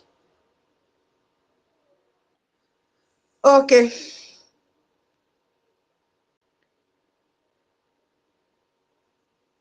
Kashmir, are you there? I think he's not the one. Anyway. Is he requesting for Mike? No, I just wanted to know if he's the one so that I can follow him back. I saw that the account is the X was open to this September 2025. So I wanted to know if he's the one so that I can follow him back. Yeah. Yeah, okay. Yeah. Go on. So Biafrans, let me just touch this Tinubu's security thing. Then from there I'll end the space. I think people are not ready to speak. They are preparing for the fundraising, and then there's no need to keep us here online. I'll finish the message I came with for today. My co-host, should I go ahead? Are you free to be with me? Go ahead, go ahead. Tutor, there's something I want to tell you. You know, topics like this, sometimes too much question and answer is not even very good for some topics like this, because the way you have presented the topic and also did justice to the topic is very clear even to a layman. You understand? So, and topics like this always, there's a way it gets to our people. So, let it not look as if people don't want to speak. They are processing. They're processing everything that you have said here. They're processing their thoughts regarding everything that you have said here. I know what I'm telling you, because topics like these are very, very critical. And then just thank you for bringing it up. Although some of our people might not find it conducive, but it's very, very, very important for them to understand what the Nigerian terrorist government are planning for them and what is to come. So it will not look as if, we are always ahead of every event that has been happening in that so-called contraction called Nigeria. Even when our supreme leader was here with us, sometimes some of us, we don't know the spirit that propels us in propagating this gospel for freedom. It's not ordinary sometimes. That is why our leader will say, find NNAMDI KANU. The spirit always comes to the good people. That good spirit will come, and just like even though in the Bible, it's all about prophecy, what will happen, what happened then is what is happening now, because even Jesus Christ is a freedom fighter. When he came to this world, he came to fight for his people. He came and died for his people. Just the way people are dying for our freedom today. Just the way our supreme leader is suffering for this freedom today, and also our prime minister, and every one of us, most especially some of us are now in exile. We can't even go back home. The way some prophets went on exile, even Jesus Christ, when he was born, they have to take him out from Judea to Egypt. He went on exile. You understand? So Yeah. our people is to get there. Yeah. Yeah, I know. You see, even while I was preparing, it is so scary for our people, you know. It is very, very scary what this fraud, this tax fraud is all about. It is very scary. It is something that we really need to, you know, put our heads down and understand the template that the terrorist government called Nigeria has prepared for Biafrans. And the earlier we realize it and fund our freedom and leave them, the better for us, because we are their target. All these things that they are doing will never, never affect anybody from the northern part of the terrorist country called Nigeria, because they are not doing business. They don't have the money. So the targets are Biafrans. So yeah, it's okay. It's not easy. If you have a family member back home who is not supporting this freedom and the person have money, let your brother or your sister or your relative know what is coming, because they will not discuss this in their channels, television and all that. They will not. Their mainstream media will not discuss this. They will conceal it because they know once they open their mouth and expose it, Biafrans now will be alert. Everybody will be alert. So they will start the way they were starting to, you know, arrest people that are not obeying their Sharia law. Gradually, gradually, if we give them the chance, they will now overrun us. That is the template that they've come up with. So as we said, they can just wake up one morning and say, okay, Ladipo should pay this amount for tax. And there's nothing you can do about it. You have to pay, or they seal the market. That is the truth. You cannot contest because they have removed all that. So they have told them to go back and review and bring back the old bill that they signed. But that is Nigeria for you. They will bribe them the same way that they have bribed them yesterday to, you know, to forget about the 2025 budget that Tinubu did not implement. They just say, okay, collect $30,000 each of you. This one collect 50,000. They have buried it. They've swept it under the carpet. So they can as well forgo what is happening. So okay, Kalas, Tinubu will say, okay, take $100,000, forget about it. You know, let us publish this bill and it will fly. There is nothing you can do about it. Look at now what I want to talk about, the security for allies while there is terror for citizens. That is what I want to talk on now, so that we know that we don't have a place in that terrorist country called Nigeria. We have to fund. That is the only way out. Senator Babio, the criminal, said during the budget presentation, if you go back and listen, he said, I'm going to read what he said exactly. As we direct the security agencies, listen, to withdraw policemen from critical areas, some is not like a father interceding for his children. He said, some of the National Assembly members said, I should let you know that they may not be able to go home today. And on that note, we plead with Mr. President for a review of the decision. Why do you think Akpabio had the gut to speak this? Because they've collected bribe. They've collected bribe. 30,000, $50,000 in dollars. So they're now coming with another appeal now. Oh, remember that it was trending 2 weeks ago that they will withdraw police or military personnel from all their VIPs, and they kicked against it. One man in the chamber said, so they will now become the target. They've forgotten about the citizens that they are kidnapping every day, chopping off their heads, burying them alive, cutting them into pieces. They forgot about the citizens. They're only after themselves. And what is his name? Akpabio now found a very nice avenue to say, oh, President, your children are crying. They said as we direct the security agencies to withdraw policemen from, listen, I want you, I'm coming. I want you to listen to what this man said. From critical areas, I'm coming there. You see, so Tinubu now say, okay, he just shake his head. I'm waiting to hear the outcome from Tinubu. Now, I want to unpack this sentence because every word has a meaning. Akpabio said, as we direct security agencies to withdraw policemen from critical areas. Underline that, withdraw policemen. As we direct, who are the we? All of them in that chambers. As we underline. Direct to security personnel, underline. What were they supposed to do? To do what? Withdraw who? Policemen from where? Critical areas. Did you get that? So this means government was trying to redeploy some police officers from VIP protection duties to protect ordinary Nigerians in an area facing security, serious insecurity. Did you hear that? As we direct security agencies to do what? Withdraw policemen. So they've already sent policemen to those critical areas that are facing insecurity. Now they have directed the security agencies to withdraw them. I don't know if I'm making sense here. I don't know. I don't know.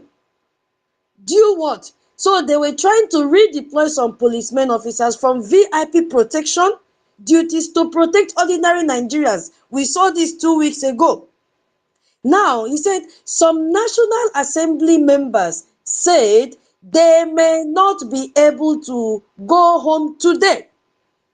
I'm using the word of Akpabio for this space now. They may not be able to go home today. So legislators now are so afraid for their personal safety that without armed escort, beginning from the son of a Tinubu Sheyi, that will go with like 20 police escorts. So they are now afraid that without armed escort, they literally cannot go home because this is festive period. They must go home. So they are trapped in Abuja. Do you follow it? Afraid to return to their constituencies. They are trapped there. They are looking for extra protection. Meanwhile, their citizens are out there. They are killing them. They are burying them alive. They are burning them alive. They are doing everything like Enugu. How many camps did we hear the terrorists have stationed there? Up to 20 camps. What are they doing there? To get ready for the last order. Slaughter Biafrans. And Biafrans are busy doing buying and selling, forgetting that they will use one night to finish all of them. Compare the terrorists in Enugu to our BDF, who are professionally trained to engage these terrorists. It will not take them up to 5 minutes. These terrorists will be gone. But something is delaying them from chasing them out of those camps, from chasing them out of the forest in Biafra land. This is why you have to fund. Now you've seen clearly that instead of Akpabio to intercede for your own security, he's now telling the security agencies to withdraw policemen from critical areas and assign them to their VIPs, to their politicians for safety so that they can go home. You see? Now, let me, what is it? So they are afraid to go home. Now, we plead with Mr. President for a review. I'm using Akpabio's word. These are not my words. We, you see the we, not only him, we the senators, we the House of Assembly members, we now, because all of them converge together, we plead with the president for a, did you see them come together to plead for your security? The answer is no. Did you see them come together to plead for this fraudulent tax reform? The answer is no. We plead. So instead of saying, yes, we understand Nigerians need protection, they are begging to keep their personal security, even though their constituents are being killed daily. They don't care. They need protection for their wives. They need protection for their children. How about you, a common man? Nothing for you. So this was Akpabio, who is now speaking on behalf of the National Assembly, begging Tinubu not to remove police protection from their legislators. And this happened while presenting a budget that includes 5.41 trillion for security and defense in 2026, which they have already collected bribe to approve this budget. Look at the kind of country that we are sharing with. We must leave this terrorist country. Now, the largest sectoral allocation in the entire budget is for security and defense. Who will take this money? Nothing more than the terrorists, because they are still owing terrorists. They have only paid terrorists 2.7 billion out of the 50 plus that the terrorists demanded. They are still owing terrorists. So Nigeria is spending 5.41 trillion on security, but the people's representative are too afraid to go home. without arm escort. So if security spending is, is at record, this is recording this high, why is insecurity also recording high? Every year, they will quote billions, trillions for insecurity. And the higher the amount they quote, the higher the insecurity. So it reveals the truth about Nigeria's security policy. It's not designed to make Nigeria secure. No, it has been designed to keep the personnel, the legislators, those elites secure while everyone else suffers. Nigeria only favor one sector. If you now look at the House of Representative members, more than 80% are from the northern part of that terrorist country called Nigeria. So Nigeria is running two-tier security system. The one for the elite, who they have given security, like the vice president, the governors, all those senators, all those ministers, all those top military officers, wealthy businessmen that are able to pay for their security, like all those are celebrities in Biafra land who don't have brain. You see, all those that can go with 15 to 30 vehicles in their convoys, parading, they have, live in fortified compounds, they have to pay. And they also have the other one for ordinary citizens. Are you hearing me? Those are your family members, your neighbors. They don't have any concern with their security. You can't even drive from Abuja to Kaduna. You can't even drive from Abuja to Biafra land without significant risk of being kidnapped by bandits. Who set up those roadblocks? And when the bandits get money from you, that is if you have the billions to pay, they will still send this money back to them. That is the circle. You cannot farm in your own land, in Biafra land, in Enugu, that is also our own farmyard for us to survive. In Benue, it is called the basket, or you can call basket, nation basket, whatever they call it. What of our Enugu? Look at the yam that we harvest from there. Look at the okra. You cannot farm there. You cannot send your children to even boarding school. You cannot, because terrorists will kill them. You cannot even travel by train, even if you are going from Abuja, without worrying about terrorists. Abuja to the northern part, because of course in our territory, there is no railway for us to travel. If they try it, all of you will die one day, because terrorists will kidnap you. You see? So, Akpabio, when the government tried to withdraw even some personnel from VIP protection and redeploy them to protect ordinary citizens, the elites are panicking. No, don't withdraw. They are not worried about your own safety. They were terrified for their own safety. So what happens to the citizen? And they successfully pressured Tinubu to reverse the decision. This is the same Tinubu that came out and brag, I am coming. I'm coming to him. Came out and brag how he will sanction and call every other group. I'm coming there. So your life doesn't matter in Nigeria. Your life only matter in Biafra land as a Biafran.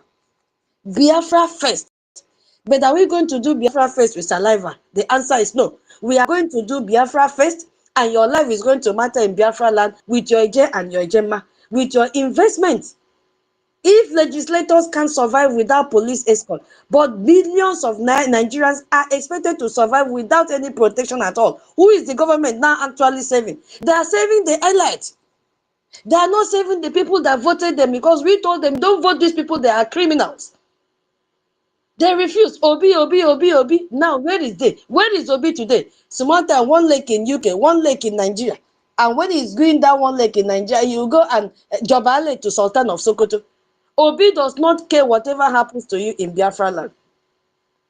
You see, Tinubu said in his budget presentation about security, because the specific language he used is very, very revealing, both in what he said and what he carefully avoided saying. That is what I want to talk on now.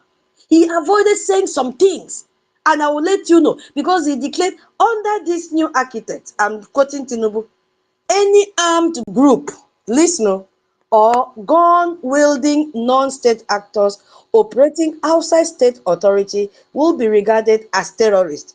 My people, listen.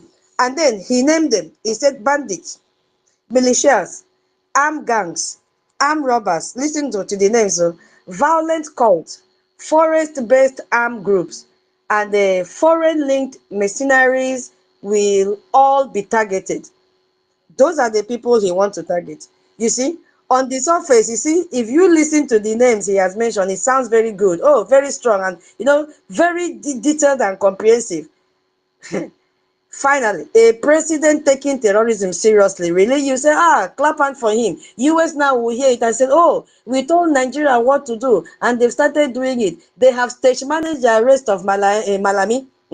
Oh, something is happening. Oh, Tinubu have said now he will approve a state police. Oh, US will say Tinubu is working. It is a lie. When a rally mall came to Nigeria, they organized 100 students from another school, gave them school uniform. Rally mall will say, they are doing something. Because I'm also reading from Sean. Sean is beginning to tweet that Nigeria is doing something. I told Sean, do not allow Nigerian surface system to deceive you. Nothing is happening.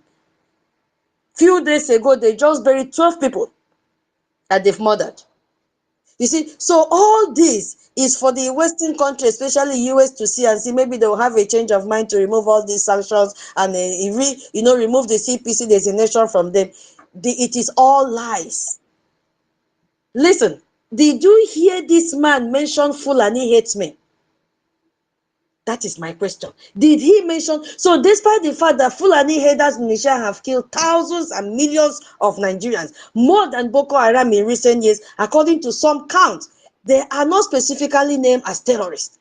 Tinubu is dodging from mentioning Fulani hate men as terrorists in this his list. Did you hear him mention Meyeti Allah? He is dodging, because he doesn't want to hurt the northern people. He doesn't want to hurt those practicing Sharia. He doesn't want to hurt the northern elites. He doesn't want to hurt Sultan of Sokoto.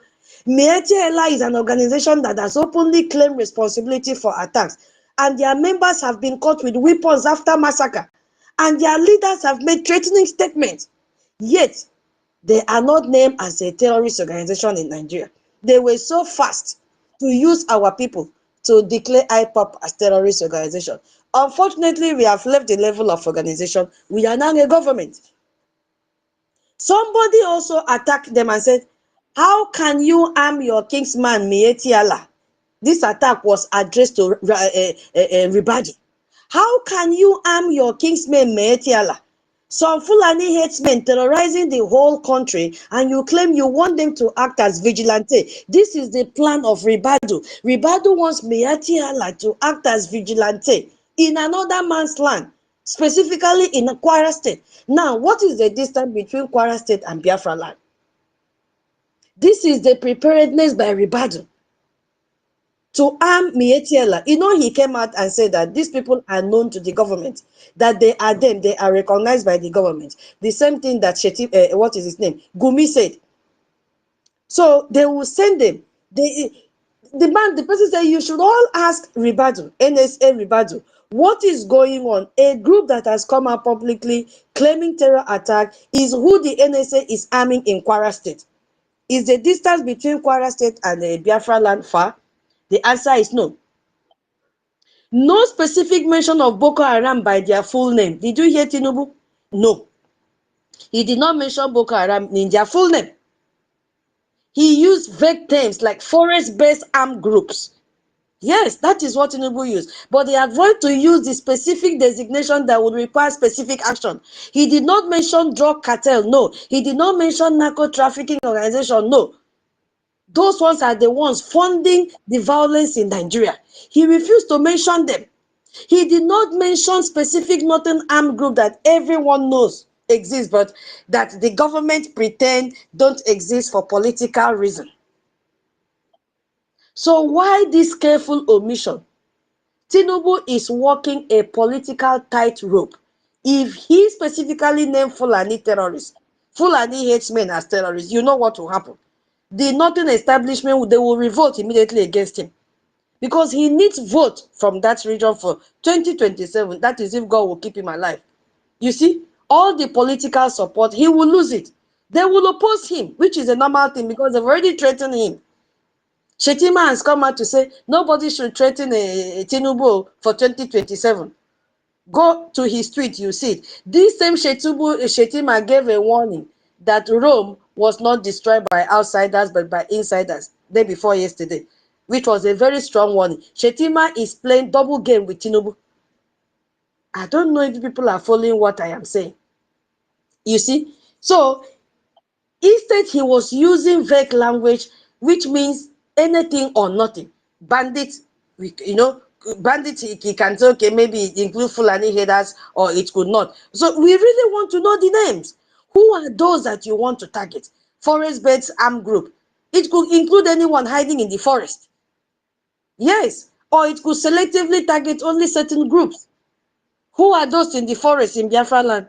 Let them come, and BDF will face them, because our forest can never be taken over by these Fulani terrorists. You see? So him stating that any armed group operating outside state authority will be regarded as terrorists. So he's now creating a legal framework that can be weaponized against legitimate self-defense groups. This same Tinubu was the one that said each region should have forest guard. Now he's coming out to tell you that even the forest guard now will be declared as terrorists. So why is he confusing its own citizen? Why? In our own Biafra land, we have organized to protect ourselves with our BDF, and there is nothing anybody can do about it. All we need to do is to fund our BDF. That's all they need from us. All we need to do is to invest. Invest where you know your money will go directly to our BDF. You heard when Aigwe Butuzo said that it is we Biafrans under the de facto government in exile and our brigade that is funding and assisting them, that is not getting money from anywhere. Do not allow Madam Ajere to confuse you. The same PM that he castigated and called criminal is who he is telling today that he is sending message through him. How? How? How does it work? When you give your money to Biafra Republic government in exile and de facto in the homeland, your money goes directly for the purpose you paid for. Do not give your money to Odaonowu to increase the stock in her fridge, or Choma Okoma to increase the stock in her lab to buy reagents. Send your money. The link is here. www.Biafra Republic government in God forbid in exile. www.Biafra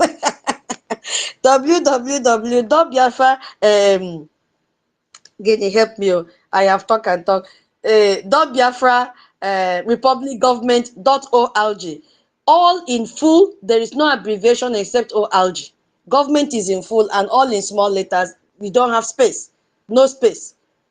That is where you're supposed to click and make your payment. Or you contact your admin in the homeland. Now, this payment is not only for Biafrans. Even if you are not a Biafra, and tomorrow you want to gain one or two things from Biafra land, you must show us your receipt. You don't need to be a Biafran before you support us. Give us your investment. Invest in our IOU. If you give us 10,000 a gemma means dollars, we will give you 20,000. Yes, because we have the resources for it. People are coming to steal our resources. So we have. And what I am telling you is not going to take a longer time to manifest, to come to reality. So my people, did you see what Tinubu is doing? So do you see the trap? The victims now who defend themselves will become terrorists in the eyes of Tinubu, while the perpetrators of terror will now get state sponsorship. Like Mietiala, that is already funded with given weapons by through Ribadu. Tinubu also said, we will show no mercy to those who commit or support acts of terrorism, banditry, kidnapping for ransom, and other violent crime. We will usher in a new era of criminal justice. Now, what captivated me was the word no mercy. A new era. Those are strong words. Those are strong words. New mercy. New era. Okay, let's see how it goes. I want to just examine the reality on ground, because him saying this on paper or using microphone means nothing if action contradicts it. Yes. Now, if you look at the reality, now let's start from Musa,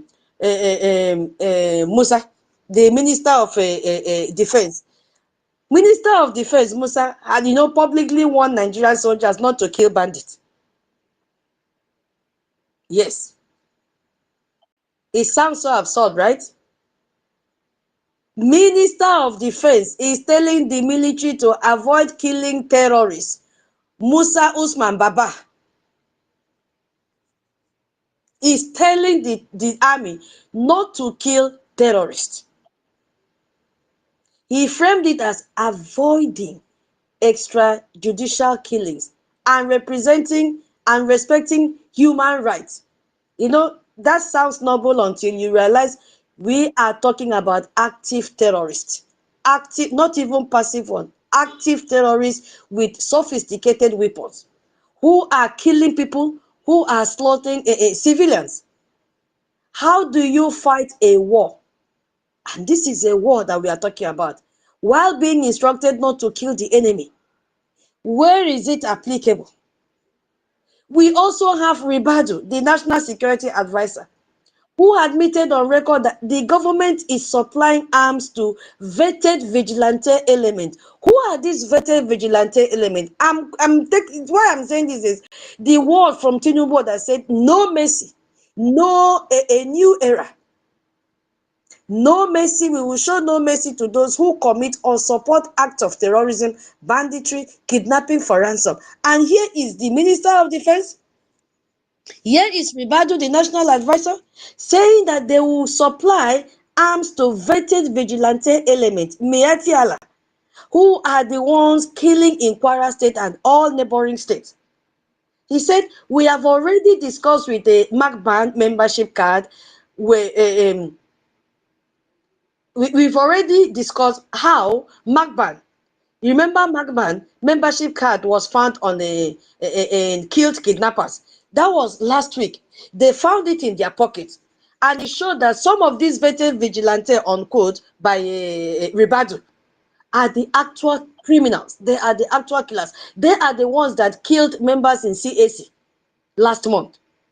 So when they arrested them, they found this MACBAN membership card on them. So the government is arming terrorists while now telling soldiers not to kill them. Now tell me, where is the no mercy that Tinubu is talking about? Where is the no mercy? We saw from Shegumik, I'm talking about the no mercy from Tinubu now. He has openly advocated for amnesty for bandits. And he negotiates with them, he meets with them, and he even said that he goes there with policemen, security men. What has happened to Gumi? Nothing, no arrest. He continued to operate freely, while Aonyendu has been locked up for speaking the truth, for telling Nigerians that Fulanis are coming, and they are coming. They're already in our land. You see, this man appeared in television. He did not hide his face, Gumi. Where is the message now from Tinubu? Is the law and the punishment applicable to Shetima? The answer is no. When bandits and terrorists are occasionally arrested, they are often released quickly. We've seen it time without number. Sometimes they are released as part of negotiations. Sometimes they are released because evidence is insufficient. That is what they will tell us. You don't have enough evidence. Oh, they have negotiated. Right now, Yusuf is telling Musa, go and negotiate with bandits and terrorists. Don't kill them. They are our people. So even despite being caught with weapons after attack, they just release them. They disappear from custody like that. And nobody knows their whereabouts. The same thing that happened with those mob that killed Deborah. They arrested the three of them. Before we could say Jack Robinson, they were out. No single major arrest have been made with terrorist leader or even bandit kingpin. We've seen it, nothing.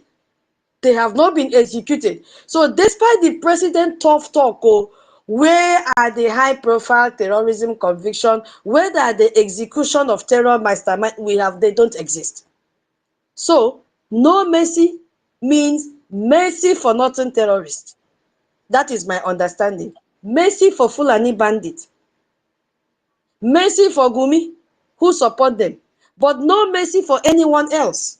Because why? He is looking for vote for 2027. He's looking for vote. He has the money. And he keeps on saying, it is his turn. Oh. It is his turn. Genocide was not named in the comment, in the statement of Tinubu. Genocide, the name genocide disappeared completely. They refuse, because as we speak now, Tinubu is still denying that there is no genocide going on in Nigeria. That was why he did not mention genocide in his speech. Did you see that? I don't know how many of you listened to what he said. He did not mention genocide in his speech. You see, he refused, because under UN Convention on Preventive and Punishment of Crime of Genocide, genocide is defined as the act committed with intent to destroy, in whole or in part, a national, ethnic, racial, or religious group. Now, are all these a component that makes up the meaning of genocide happening in Nigeria? The answer is yes. We have seen the systematic killing, we have seen destruction of livelihood, we have seen forced displacement, we have seen targeting of ethnic and religious cleansing. What is it that we have not seen? Uh-oh. Our original ministers, no, your hand is up. Okay, let me pause. Please go ahead. Good morning, everyone. Can you hear me? Yeah, a condo, maybe. Good night from here. Welcome. Yes, yes. Greetings, everyone. I'm sorry I'm not able to speak for a long time or to actually speak clearly. It's in case you're hearing my voice some kind of way. And I'm not going to speak for a long time, but I just want to appreciate each and every one of you for being here. Today's program has been very, very, it's one of those programs that we remind these people who exist or who believe in what they call Nigeria, uh, what a mess they have all got themselves in. Because since you started the program, since I joined, or since I'm able to hear what is going on, it has been more of everything you're saying. We've told people about this over and over again. And it is happening now, clearly in everybody's eyes. So it's been more like a reminder of all that has been happening. Now, I'm not going to go into every other thing that's been going on, but I sincerely appreciate the speakers and the listeners on this program. I just want to speak a little bit on the importance of our security. Sometimes people think that for a while I've always spoken about this dark cloud of rain, which if it falls on our people, it's going to be it's going to be quick, it's going to be a lot, just like rain. Now you come to our place back home. This is the latest of what is happening back home. In Enugu they have camps. In Enugu state they have camps, terrorist camps. The same Enugu, they are forming, their governor is unveiling some few riffraffs, they call them forest guards. I saw a video of them dodging and sitting and standing up with guns. And these are all the people that the government, the same federal government, is telling them that they are all the problem of the nation except the terrorists. People don't understand.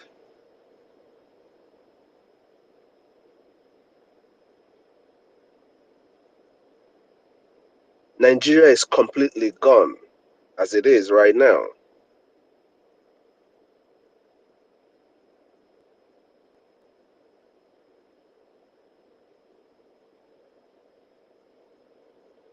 Just for the benefit of the doubt,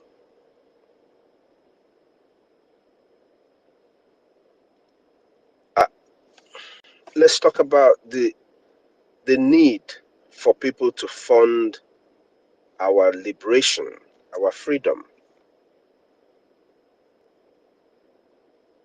You're talking about this terrorist. How do they get money? Here. The other terrorist that kidnapped people in Kwara State asked for 500 million. And the other ones asked for 600 million. These ones in Kogi Church asked for 600 million.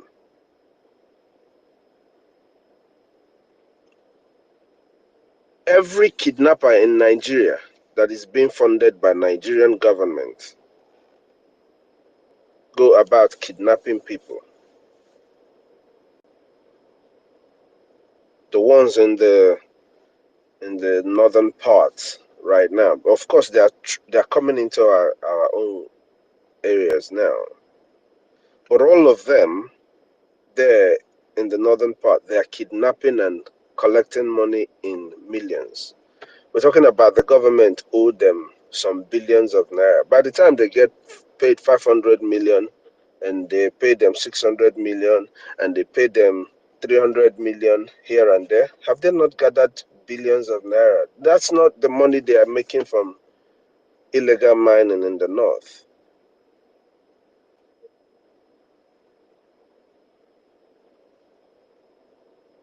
So the government is coming around and still paying these terrorists. In as much as we're not talking about condemning them, because you can't speak against Fulani in Nigerian government. You can't do it.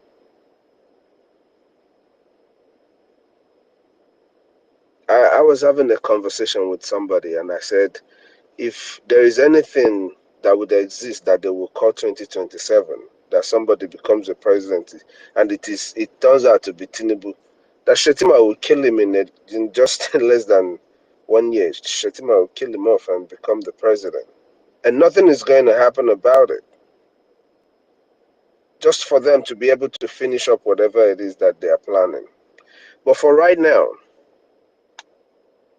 look at all this money that these terrorists are collecting.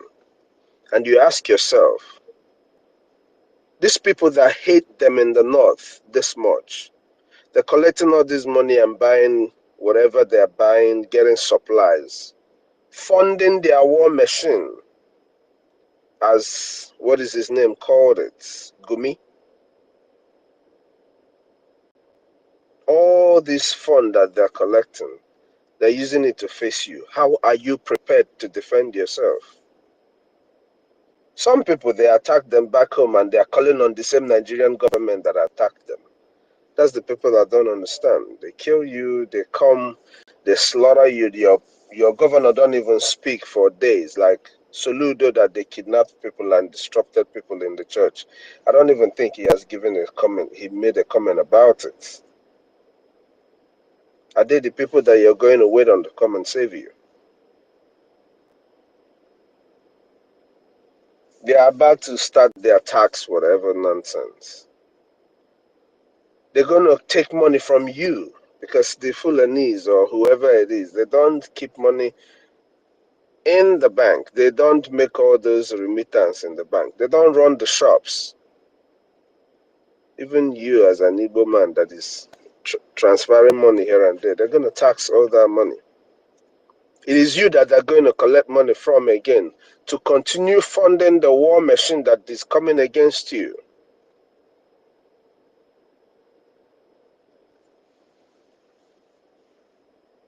Without adequate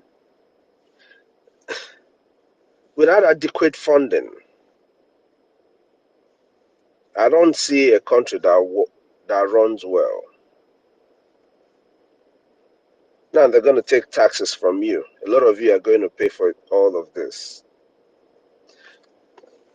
But here is a situation that our people are very used to, that I wanted to actually bring up to the people today. What we're asking you is, like, when you people have events, occasions, and you create committees, You create different committees of people and you add the minutes, and they make contributions to you. Could you imagine you, all of you in the United States, in diaspora, in Canada, anywhere you are, just imagine a situation where all of us are in a committee for the liberation of Biafra. People who understood anything that NNAMDI Kanu was talking about. And thousands of us bring in as little as we can. That is the only way you can defeat or be able to fund and sustain what is coming against our people. But just imagine that. We take the numbers that we have to be able to fund our liberation. The same reason why 10 years ago, 2015, our leader NNAMDI Kanu said $1. But today, like Sister Nkiru said, we're no longer in the time of Wetekiji. We're in an actual war. I don't understand how some people want to take it though. But our land is seriously under siege. Our land, Biafra land, is under siege. I don't know how you want to understand it.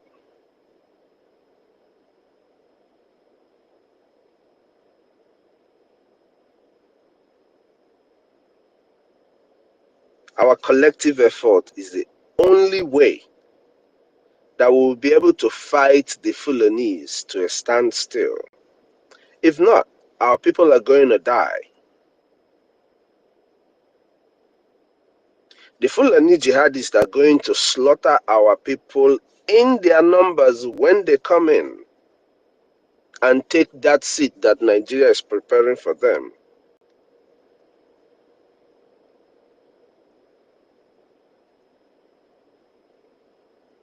I don't know how else to say. I've been trying to avoid this conversation. This Christmas alone, a lot of people were doing Christmas parties and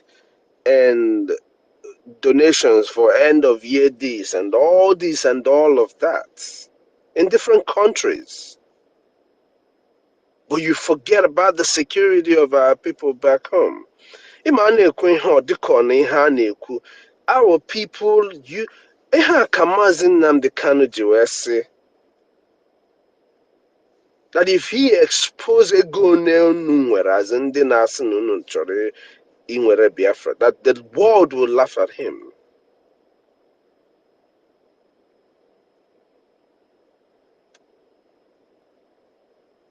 That the world will laugh at him.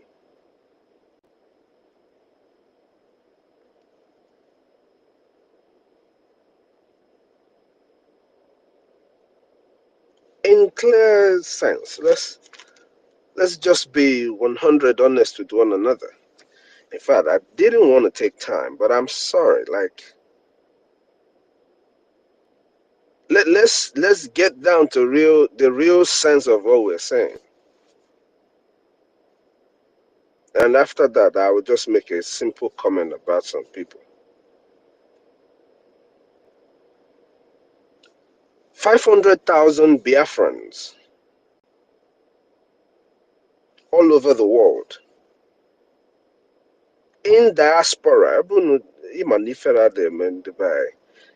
People like to analyze Agwaha Oku in a very or Dikonin a force and the mother force.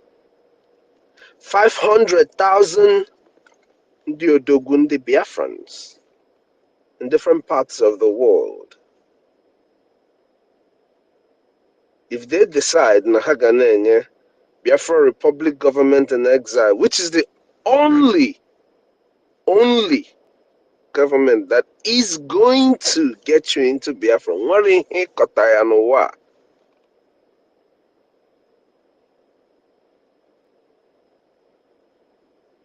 If they're able to give this government $50 every month, 500,000 people, America alone has over 2 million able Biafrans. I just want to make this very clear. Do you know what that will give us? It's up to you to do the maths. And it's not like we don't have the people who are capable. I said 500,000 people. I didn't say 5 million people now.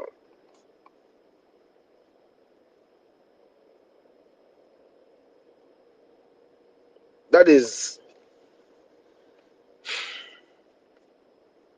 500,000 people that would have even believed that they listened to our leader NNAMDI KANU. Who, if it is not for what we are going to do, they would never let him go. I don't know what tells you that when a terrorist, somebody kidnaps you, that the person will just hand you over to somebody for what? The only way they're going to leave our leader NNAMDI KANU is from what we do. So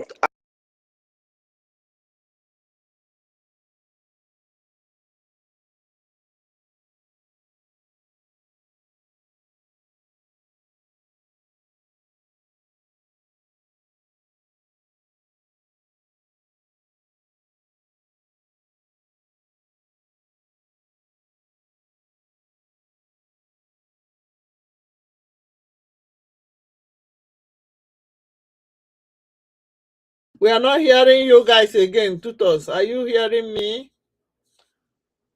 Who is sharing link on my comment section? Who is this? Who is sharing this link on my comment section? Remove your link there or I block you. Tony Nadi. Criminal Tony Nadi. You don't come to our platform again. Criminal.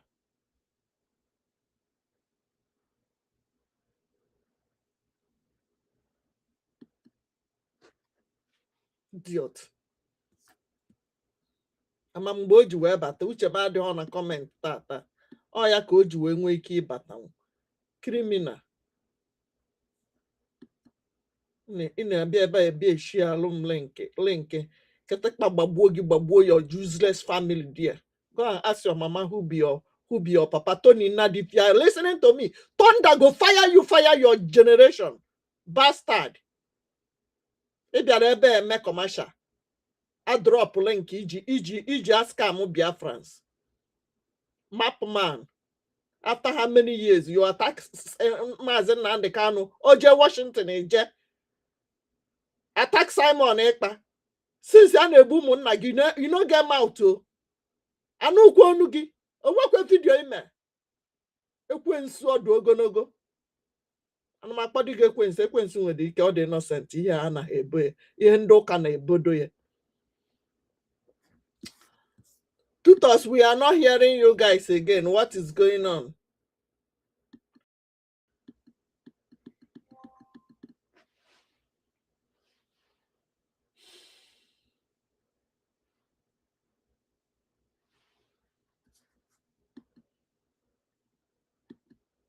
Mmadụ ọ nọzikwa na this ihe a? Otu m si edela ha ihe. Onye nji asị ha na-enye m nọmba ha ka ọ dịrị m easy. O nwee problem so that I will call them.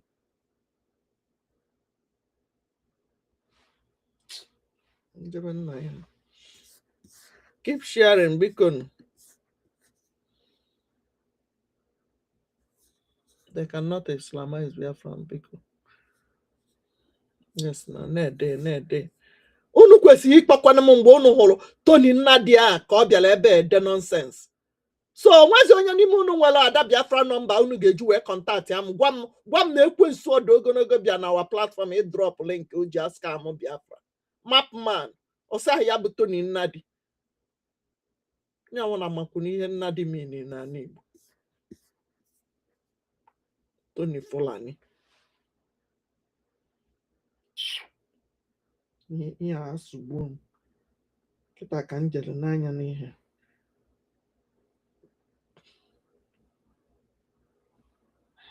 No voice, oh. No voice. Can you hear me?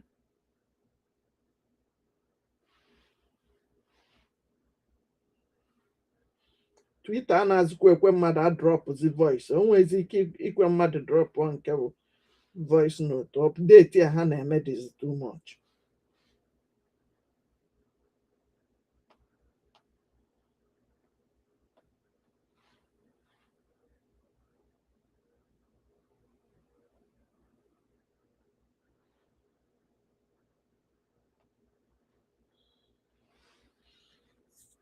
Ndị nọ na Facebook na Twitter, unu na-anụ onu? Are you guys hearing?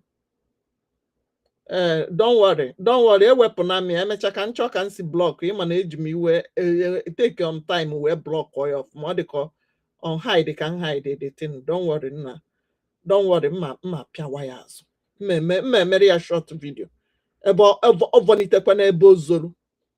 Ọ ka i wee hụ ndị na-achụrụ gị Biafra, ọkwa mmadụ na-efolu ya. Ndị otu Tony Nnadi bụ ndị otu, kedu aha nke nwa na-akparị Nnamdi Kanu bụ second man Nnamdi Kanu, Nnamdi Kanu chụpụrụ? Kedu aha ya? Eji wee sizi biko sakazi na nwe second person again. Uche Mefọ, ndị otu ya ọha ncha niile na-alụkọ wite ike mkpụrụ mmiri. Ndị sọjesili ndị zoo ha tụọ Nnamdi Kanu nga 50 years before nọcha ebe a mpụta na onye ha abazi uru. Ihe ọ tụrụ ya, ihe uke nguru ego. Nnadi nwa kada aha ya, Tony Fulani Nnadi. Alụ ha tere ndị zoo. Ka ha ji buru ụzọ jide awa prime minister, maka ọ bụ na ma prime minister na egwu a na-atụ ha imekọtasị na a na-atụ Nnamdi Kanu sentence ebe niile kara ịnwụrụ gị ọkụ. Njisi na ha na-abụ bụ ndị bụ nwere bọs na the whole Nigeria zoo a.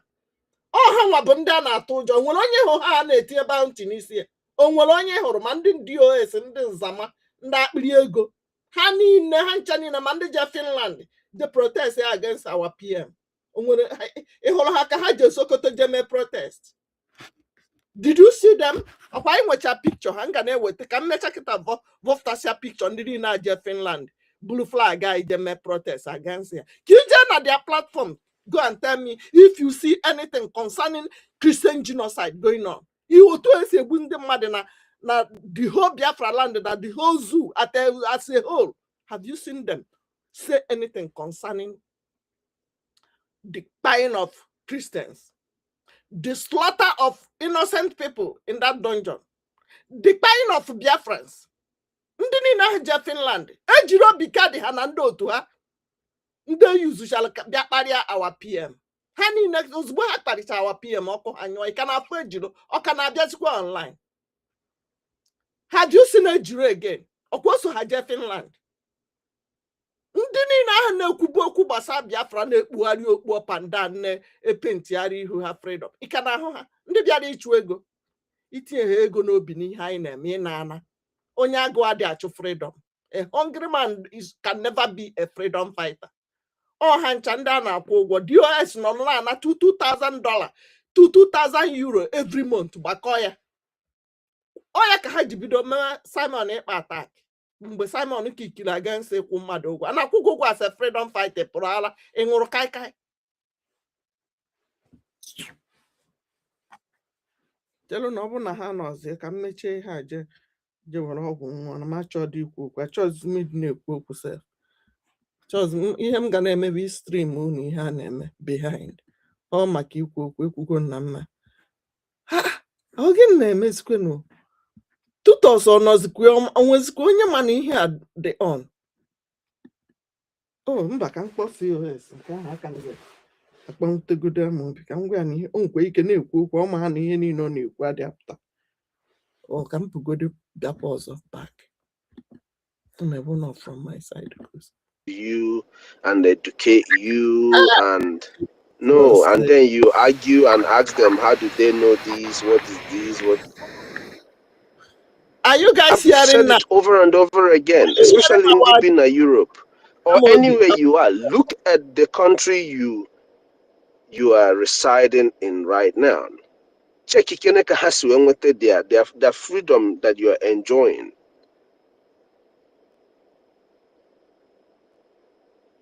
And then you compare it with what you are. your own people are doing. Is it coming out, please? Confirm from Facebook, YouTube, everywhere. Anyway, if I now going to buy is this, Makandi Naro no Christmas. I pray that all of you come back safe. But as you're back there, Jirakagiwe Baron Christmas on how our place is, how safe the land is. When you guys get back to diaspora and you still in your first week of coming back, because all of you don't dare. I'm on some young guys gone around as long as, but them and in our role, you have to work, you have to do whatever you do. So you are going to be back here before the middle or end of January. As you come back here,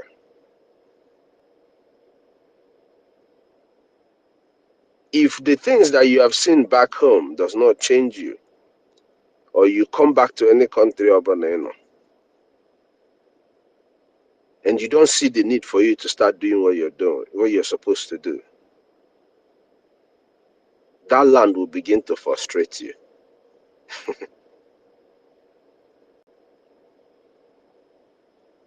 It could be, just sounds really funny, but I'm being honest with you. A lot of our people that will travel back home this year, and they come back and they refuse to start doing what they're supposed to do after witnessing what is going on, our land will start to frustrate them. Or this land, whatever it is that they are, will start to frustrate them. Today is our fundraising. If you're listening to us, join us. You don't even have to come in anyway. Like my sister said, Biafra Republic government, everything spelled in full. Okay, thank you. .org. You go there, you make your payment. You don't need to come out and be like Rage and Fury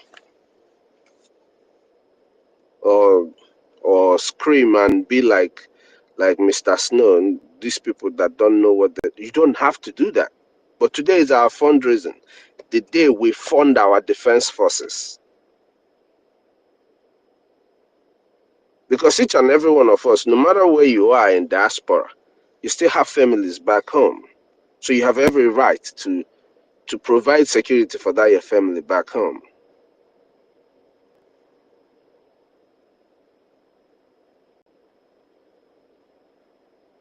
Everybody, just go do what you're supposed to do. If a lot of us come together and do this thing, we wouldn't need to stress our elderly citizens who are in Biafra Republic government in exile. Those women and people you see on the fundraisings that you hear about, fundraising. I'm talking about people who are listening to us, who don't like to come in what we're doing. Those senior citizens that might not even be working, but they're still doing everything they can to provide security for our people. If we all put our hands together as young people, as people who truly want freedom for both our leaders, for our people, who want to avert the calamity that is about to befall our land, if we put our hands together and even make a $50 donation from our heart every week, every other week, every month, just a few hundred thousands of us, we will be able to help this government to secure our territories. It is going to be block by block, like our brother Chuayaba said. But to secure that block by block will be our ejemma. Like the barefoot soldier of Ambazonia said, nke mbụ bụ eje, nke ịbụ eje, nke atọ ejemma. If we were able to come together we'll be able to do it. If we don't, I bend by okra. Very, very sad to say that, but it is the truth. When they will start against our people, it's going to be like the kind you've never seen before. You know, they did it in Israel and people complained and they supported them. The way they will do it in our land, in just a blink of an eye, it will be worse than anything anybody has seen before. Darling, everyone, don't forget, it's our fundraising. That money that you're using to have fun this weekend, put it together and give it to the Biafra Republic government in exile. They will put it to a good use. Fund your liberation. Fund your freedom. If you don't do it, nobody will do it for you. If America is coming to help you, they're going to do it with people's tax, with people's money. It's called taxpayers' money. We're just asking you to pay a little tax into your own government. That's all we're asking people. Anyị nyuko mamiri ono gbala anyị ụfụfụ. Daalụ everyone. Dalu, original COS. Thank you for gracing this space. God bless you. Yeah, that was very informative for Biafrans, and I don't know what they want us to talk again. We've said everything that we know. Yeah, my co-host Toti, are you there before I end this space? I don't know if you can bring in Obi Chicago. Yeah, I can't. yes, I'm here. I've been trying to bring her up as well, but she's not coming up. I don't know. But go check the back channel, the formidable media team back channel. It's like she dropped a message there. So check and see. Okay. Yeah. Okay, I Okay. was trying to. Yeah, thank you very much, Mr. Snow, for that wonderful submission. And then there's this vital point you also made when you were giving your submission. You know, everybody today is now, shouting, crying, America, America, America is not taking interest of what is happening in Nigeria regarding the Christian genocide. But they don't know those things took effort of lobby. And the government that lobbied to bring the attention of the United States of America into the genocide of Christians in Nigeria today is the Biafra Republic government in exile. You know, I always say this thing, our people doesn't know how the world works, how world politics works.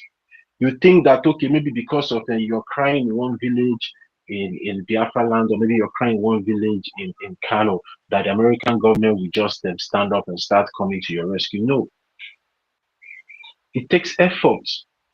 And the Biafra Republic government in exile have taken up that mantle to be putting that effort in making sure that the attention of the United States of America is being brought to the injustice being meted at the people in that contraption called Nigeria, and also in Biafra. And that is the more reason why even some of you out there that doesn't believe in what we are doing, now is the time for every one of you to come in. Mm-hmm. Because what we, the Biafran people, are fighting for, we are fighting for humanity. We are fighting to save lives. And as we are fighting to save our lives, we are also fighting for every one of you out there calling yourself one Nigerianist. Our website is always open for every one of us to come in there. The Biafra Republic Government in Exile Donation website is www.biafra republic, Biafra in full, Republic in full, Government in full.org, which is .org. You can go there and do your widow's mite. Why Biafrans keep creating the awareness? Because we already have the platform to create this awareness, to draw the attention of the international community regarding what is happening in Biafra and also in that contraction Nigeria. Mm. So many people are not coming out to host protests in front of Washington, D.C. Who were the first people that did it? The Biafra Republic government in Nigeria did it. We did not even host protests in front of Washington, D.C. alone. We went into the Congress Hall to testify regarding the genocide of Christians in Biafra land and also in that contraction called Nigeria. And whatever you're seeing the American government doing today regarding this Christian genocide is due to the effort of the Biafran Republic government in Nigeria. But today, so many people are now coming to steal the glory. Biafrans, we should be more concerned about our own lives. If we truly believe that our life matters, now is the time for every one of us to rise up and keep supporting the diplomatic battle in Washington, D.C. And for those of us back home, continue supporting the Biafran Defense Forces. Because they are here already.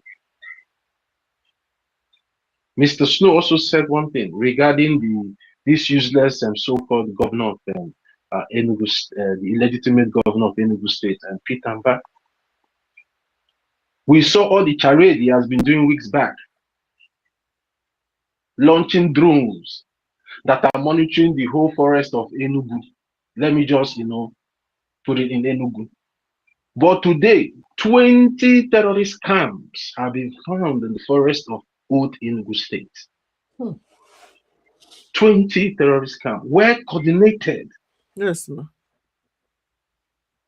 But Peter Mba was deceiving every one of you, most especially some of you over there in Enugu State.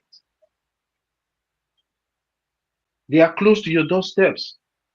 Even some of you from Enugu State are in diaspora. Some of you are doctors. Some of you are engineers in diaspora in America, in UK, in Asia, all over the world. They're already in your doorstep. That money that you are refusing to bring to safeguard your people back home, you will pay it as a ransom when the time comes. Because they will come, they will take your mother, they will take your father, they will take your brother, they will even take your child.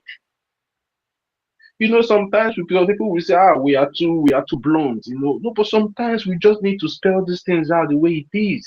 20 coordinated and well-supplied terrorist camp has been discovered in Enugu forest. Now tell me, what is Peter Mba doing with all those drones and all those idiots that were jumping and diving? So-called forest guard.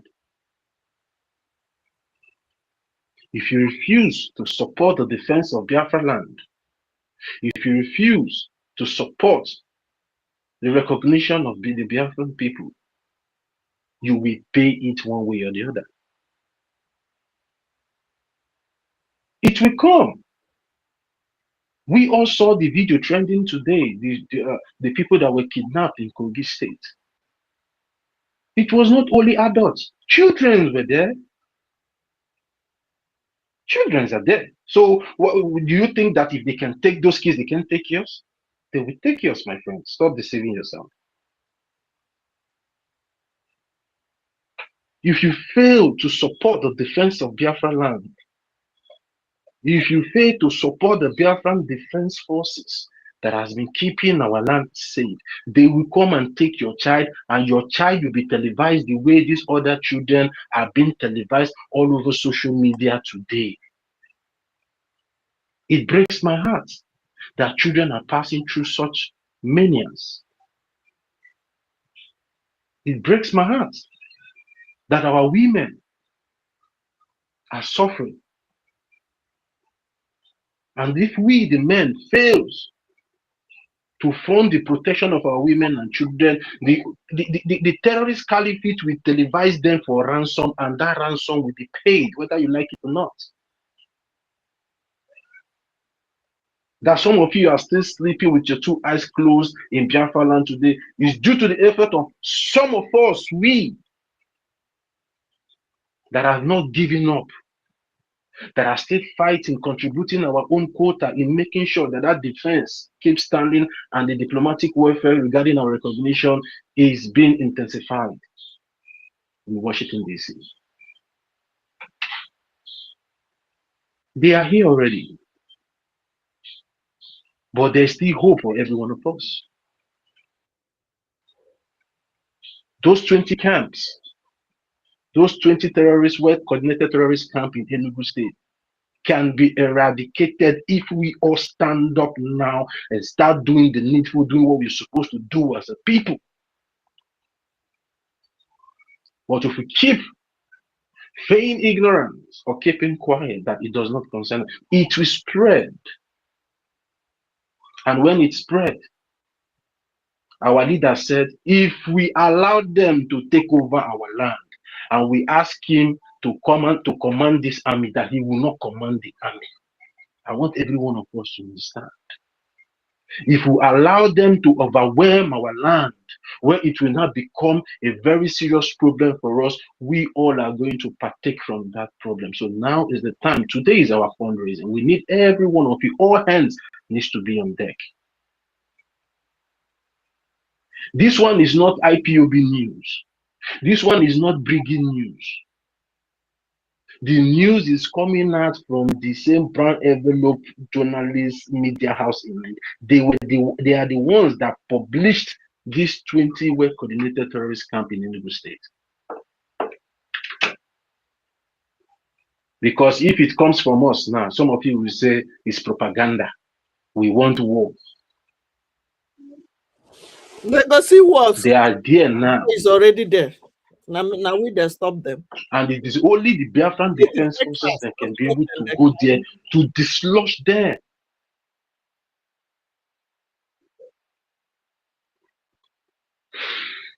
We all should wake up and smell the coffee. The earlier, the better for every one of us. Tutos, are you there? Have you been able to, Yeah, I'm here. Yeah, I read it. She is okay now. It was voice. I have rectified it. Thank you so much. Thank you, my co-host. We have to call it a day. Thank you. Thank you. You've done amazingly great today. I would love to have you again next time. Yeah. Well continued. Thank you so much. And you really helped and relieved me a lot today with all your submission. Thank you. I love you so much. Obi Chicago, let me give you. Okay. Can you hear me now? She's still requesting. Maybe she wants to speak to Biafrans before we call it a day. You're on the mic, Obi. Yes. Can you hear me? One name, why? Yes. Can you hear me? Can you hear me? I've sent you the mic. Join as a speaker. Okay, so while waiting for her to be on the mic, thank you so much, Biafrans. Yes. Also, thank our information minister Okay, yeah, that was I late. can see it Okay. now. Yeah, and Okay. before you close it, I want to tell everybody listening to us, remember, it's not we that is telling you that by now you where they ground, they collect the breakfast. People that is traveling, you travel, you did not go to Washington, D.C., but you went to zoo. I'm not begging, I'm not even pleading. I'm not painting mouth for people praying for you to go and come back successful so that you continue where you stop. You are not going and coming back any successful. You left people behind. They are buying them. You are not talking about the Christian genocide. You are not talking about the kind of Biafrans. You are traveling to go and enjoy money, to go and booger for our people, to go and intimidate them the more. The people that are buying, the people that are hungry, the people that running up and down that don't sleep in the night. If you buy tickets to go there without supporting the boys, without dropping something, without appeasing the gods of our land, everything nature will fight against you. Everything nature will deal with you because you are the one bringing the Fulani terrorists in uniform to our land. Call them security. You go and bring them and be showing them Appian way in our land. You want to go and booger and intimidate them the more. Ka a na-achalị gị ga a na-ebu asịrị gị oche na okeke mgbankwọ si na Washington, oke na Germany, okpokpo isi from Belgium is back.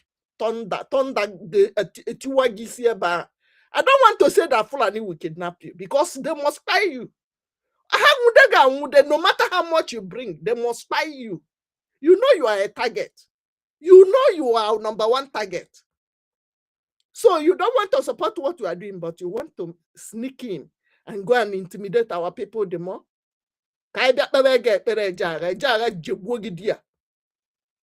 You are hearing our voice every day. We are screening on top of our voice. Let me tell you bitter truth. This tax you are seeing is going to come, and it is from your pocket, because even America, are they not seeing what is going on? In a blue freedom big in akpa. Oh, because America will even want it to all the actualize before 18. You think I'm joking? We are paying tax here. Tax in the Yipo Madepant na Obodo Iba na America, na Benin, and not even overseas in itself. But no African country have ever paid tax. They want to start it with Biafrans, because Biafrans are the one that will pay the tax. You are the one that are targeting, that is doing business. And when you have booking them, is he going to pay the tax from Fura Dununu or from where? From Begi Hana Street. Kedu onye na-eche ka ọkwụọ the tax? Ụmụnna gị ka ha chọkwara ibido tax makwa. Ụmụnna gị bụ their target. America will take over mgbe ha hụ na ihe niile ndị ahụ adịchago set. Ha bịa kwụsịbe okwu ike. Ha gbara nkịta ọbọ mmadụ ka a na-egbu. Mgbe egbuchala ya, America nwaanyị na-eji ike agwụgo m. Unu akpasikwana m iwe, because I'm losing anger. I'm running out of patience. Aghọtazi m ihe a na-eme sef. If they are not coming, let them tell us ka anyị mara ihe anyị na-eme. But don't wait for them, because ọ bụghị gị na anụrụ ha nke ha na-anụ. Look at Texas. Look at Texas. It's going haywire now because of terrorists invading them there. And guess what? 90% of people in Texas are from the zoo. Yes, go and Google it. Indeed, Africa Juleba and Nona Texas have the same animals from dungeon. They will be there and they are keeping quiet. They will not raise alarm when the terrorists are conquering everywhere. They will be like, Nigeria. That is why you see what is happening in Texas. The terrorists are everywhere. Or can America happen? Now you go do the freedom. Now you go elevate yourself before mother tinye gone. Onye nsi na wa na-ebuzo budoko. You are not doing anything. Ha happen ichena obuna ya kwu okwu tibezie mkpu. Ichena na ga-atere gone. Ota ka egbuwela anyị. Na today then the pious. Obakota ka egbuwela yo. Ihe our leader kwube since. Go and support your freedom. Every time I na yogi. Ina eme ihe eti oge nkere. Weta receipt iji wee mee ya mgbe nke our leader. Onweghị ime nwuru. Ndu obi ọjọọ, obi akpọlọkọ government. You never supported during our leader. You never supported during our prime minister. You never want to support. Just ego on how much? You know, Buhari iti ego. You go to girlfriend motor. You go to your house. You go to onyanka. Go to onyanka. Na zo gidi gani here one. In the whole world, no tribe is richer than Biafrans. No tribe. Google it. We are blessed. Why are you so stingy? What will you do with that money when the Fulani kidnap you and buy you? Some of you, your money, your wife, you don't have access to it. Your children don't even know how much you're worth. But you're worth millions and billions of naira and dollar or euro. You could not come to Washington. No. Just now, no. If you're in America, now, no. First of all, listen, Trump is now doing, not Trump, America, because everybody is calling Trump, calling this one. They have started it before now.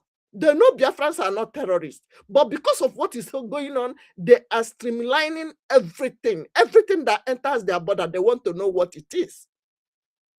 And it will affect all of you. Everybody keep quiet. If you don't want to fight for your freedom, if you don't want to do something, it will affect you and everybody. You don't want to talk. You don't want to do something. But he refused to talk. He refused to support your freedom. Then you cannot bring anybody in again.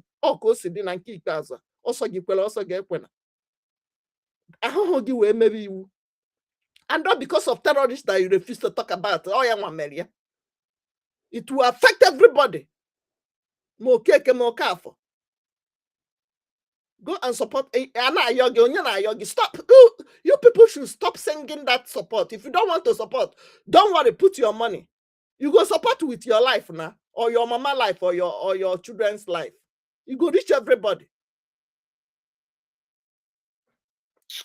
They won. not happy oge niile a na-ayọ ha weta na ego weta were gat na akpa mgbe o suru people everywhere.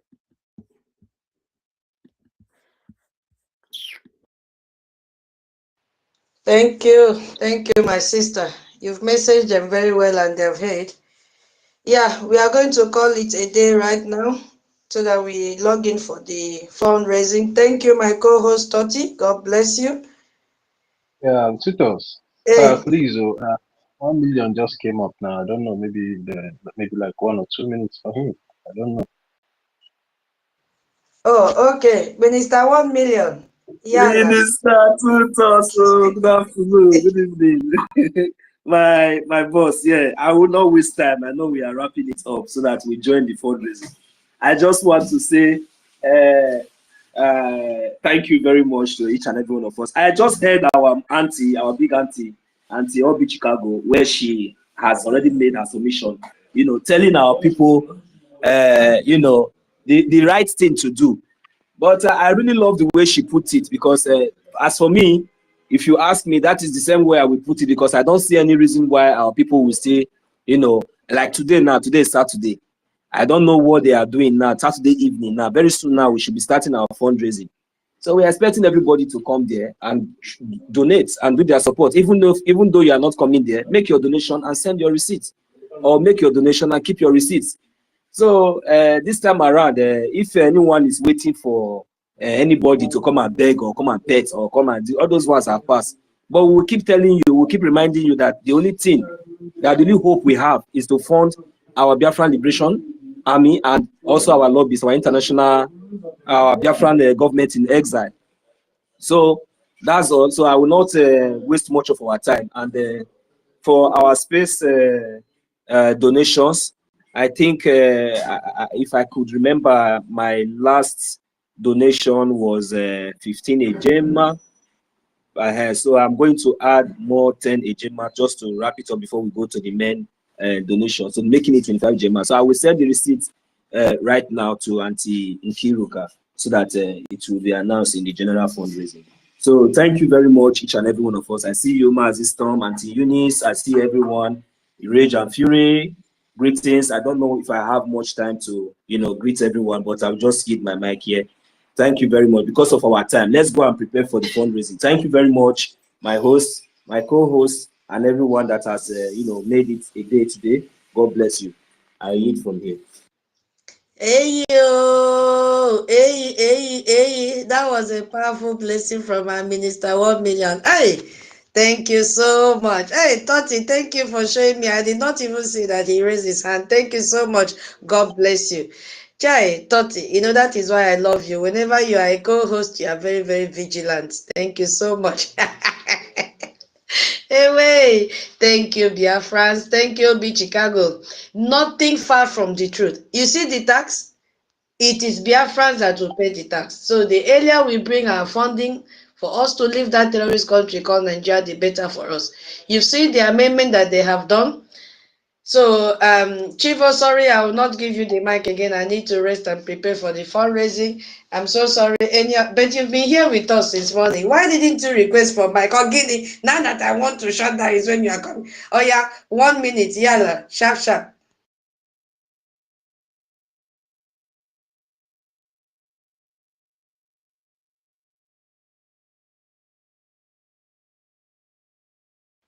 Oh, yeah, where is he? I've not seen him.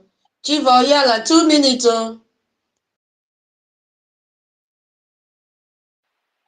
Yeah, tutors is not okay. It's Can you off hear now. me? Can you hear me? Yeah, use your 2 Yes. minutes, please. Okay. I will even use up to 1 minute. Thank you for all you do. I was just going through the comment section. I noticed that one of our person, Augustina Ogo, made a mistake with the website for the donation. It is not www.biafrarepublic.gov. No, it is government spelled in full. So just check your comment. You will see it. She made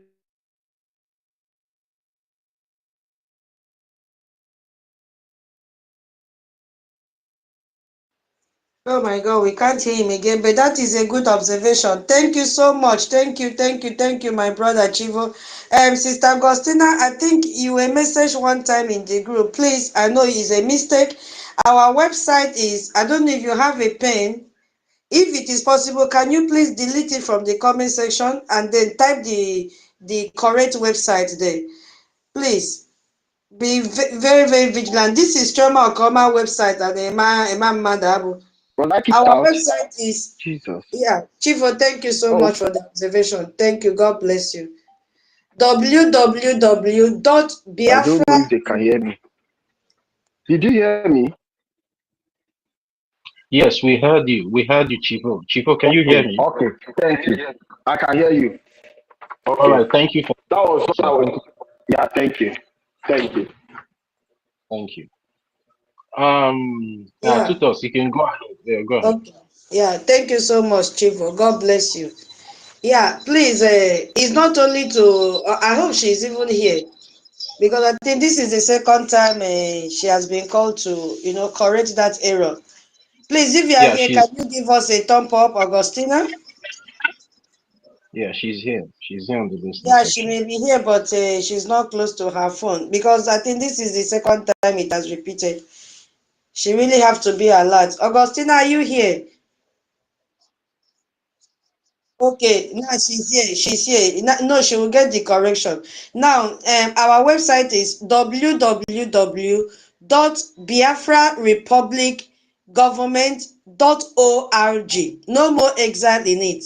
So, yeah, it's better you alert now. Thank you so much. I know it's a mistake, but if you can correct it now, if you can delete it from the comment section, it will really help us. So please put it down www.biafrarepublic, all in small letters. Government is in full, government. A lot of people will make mistake with the spelling of government at times. So .org. There is no Yeah, space, all in small letters. Okay. Thank you so much. yeah, I'm happy that you are here to get it now. yeah. Let me help you a little bit. Augustina, please. The last time a message was sent to you, and I want you to check your DM. The correct website for the Biafran Republic government in exile, currently headed by the acting Prime Minister Mazi Ogechukwu Nkeri. Check there. I even made a correction. So check your back channel. You will see it there, the correct one below, and start using that one, and then discard this one that had been hijacked by the accountability group. Thank you very much for confirming what we're saying. Thank you. Tutas, you can go ahead. Yeah, thank you so much for that additional assistance to her. God bless you, my co-host. Thank you, all Biafrans. Thank you, all the great speakers. Thank you, Almighty God, for the strength you've given to us to be able to analyze and learn from each other. God bless each and every one of you. Now, please, we're just going to move now directly to our fundraising. Whether you are donating or not, kindly log in through the Zoom. The link is now shared. Please, let's go. Thank you. See you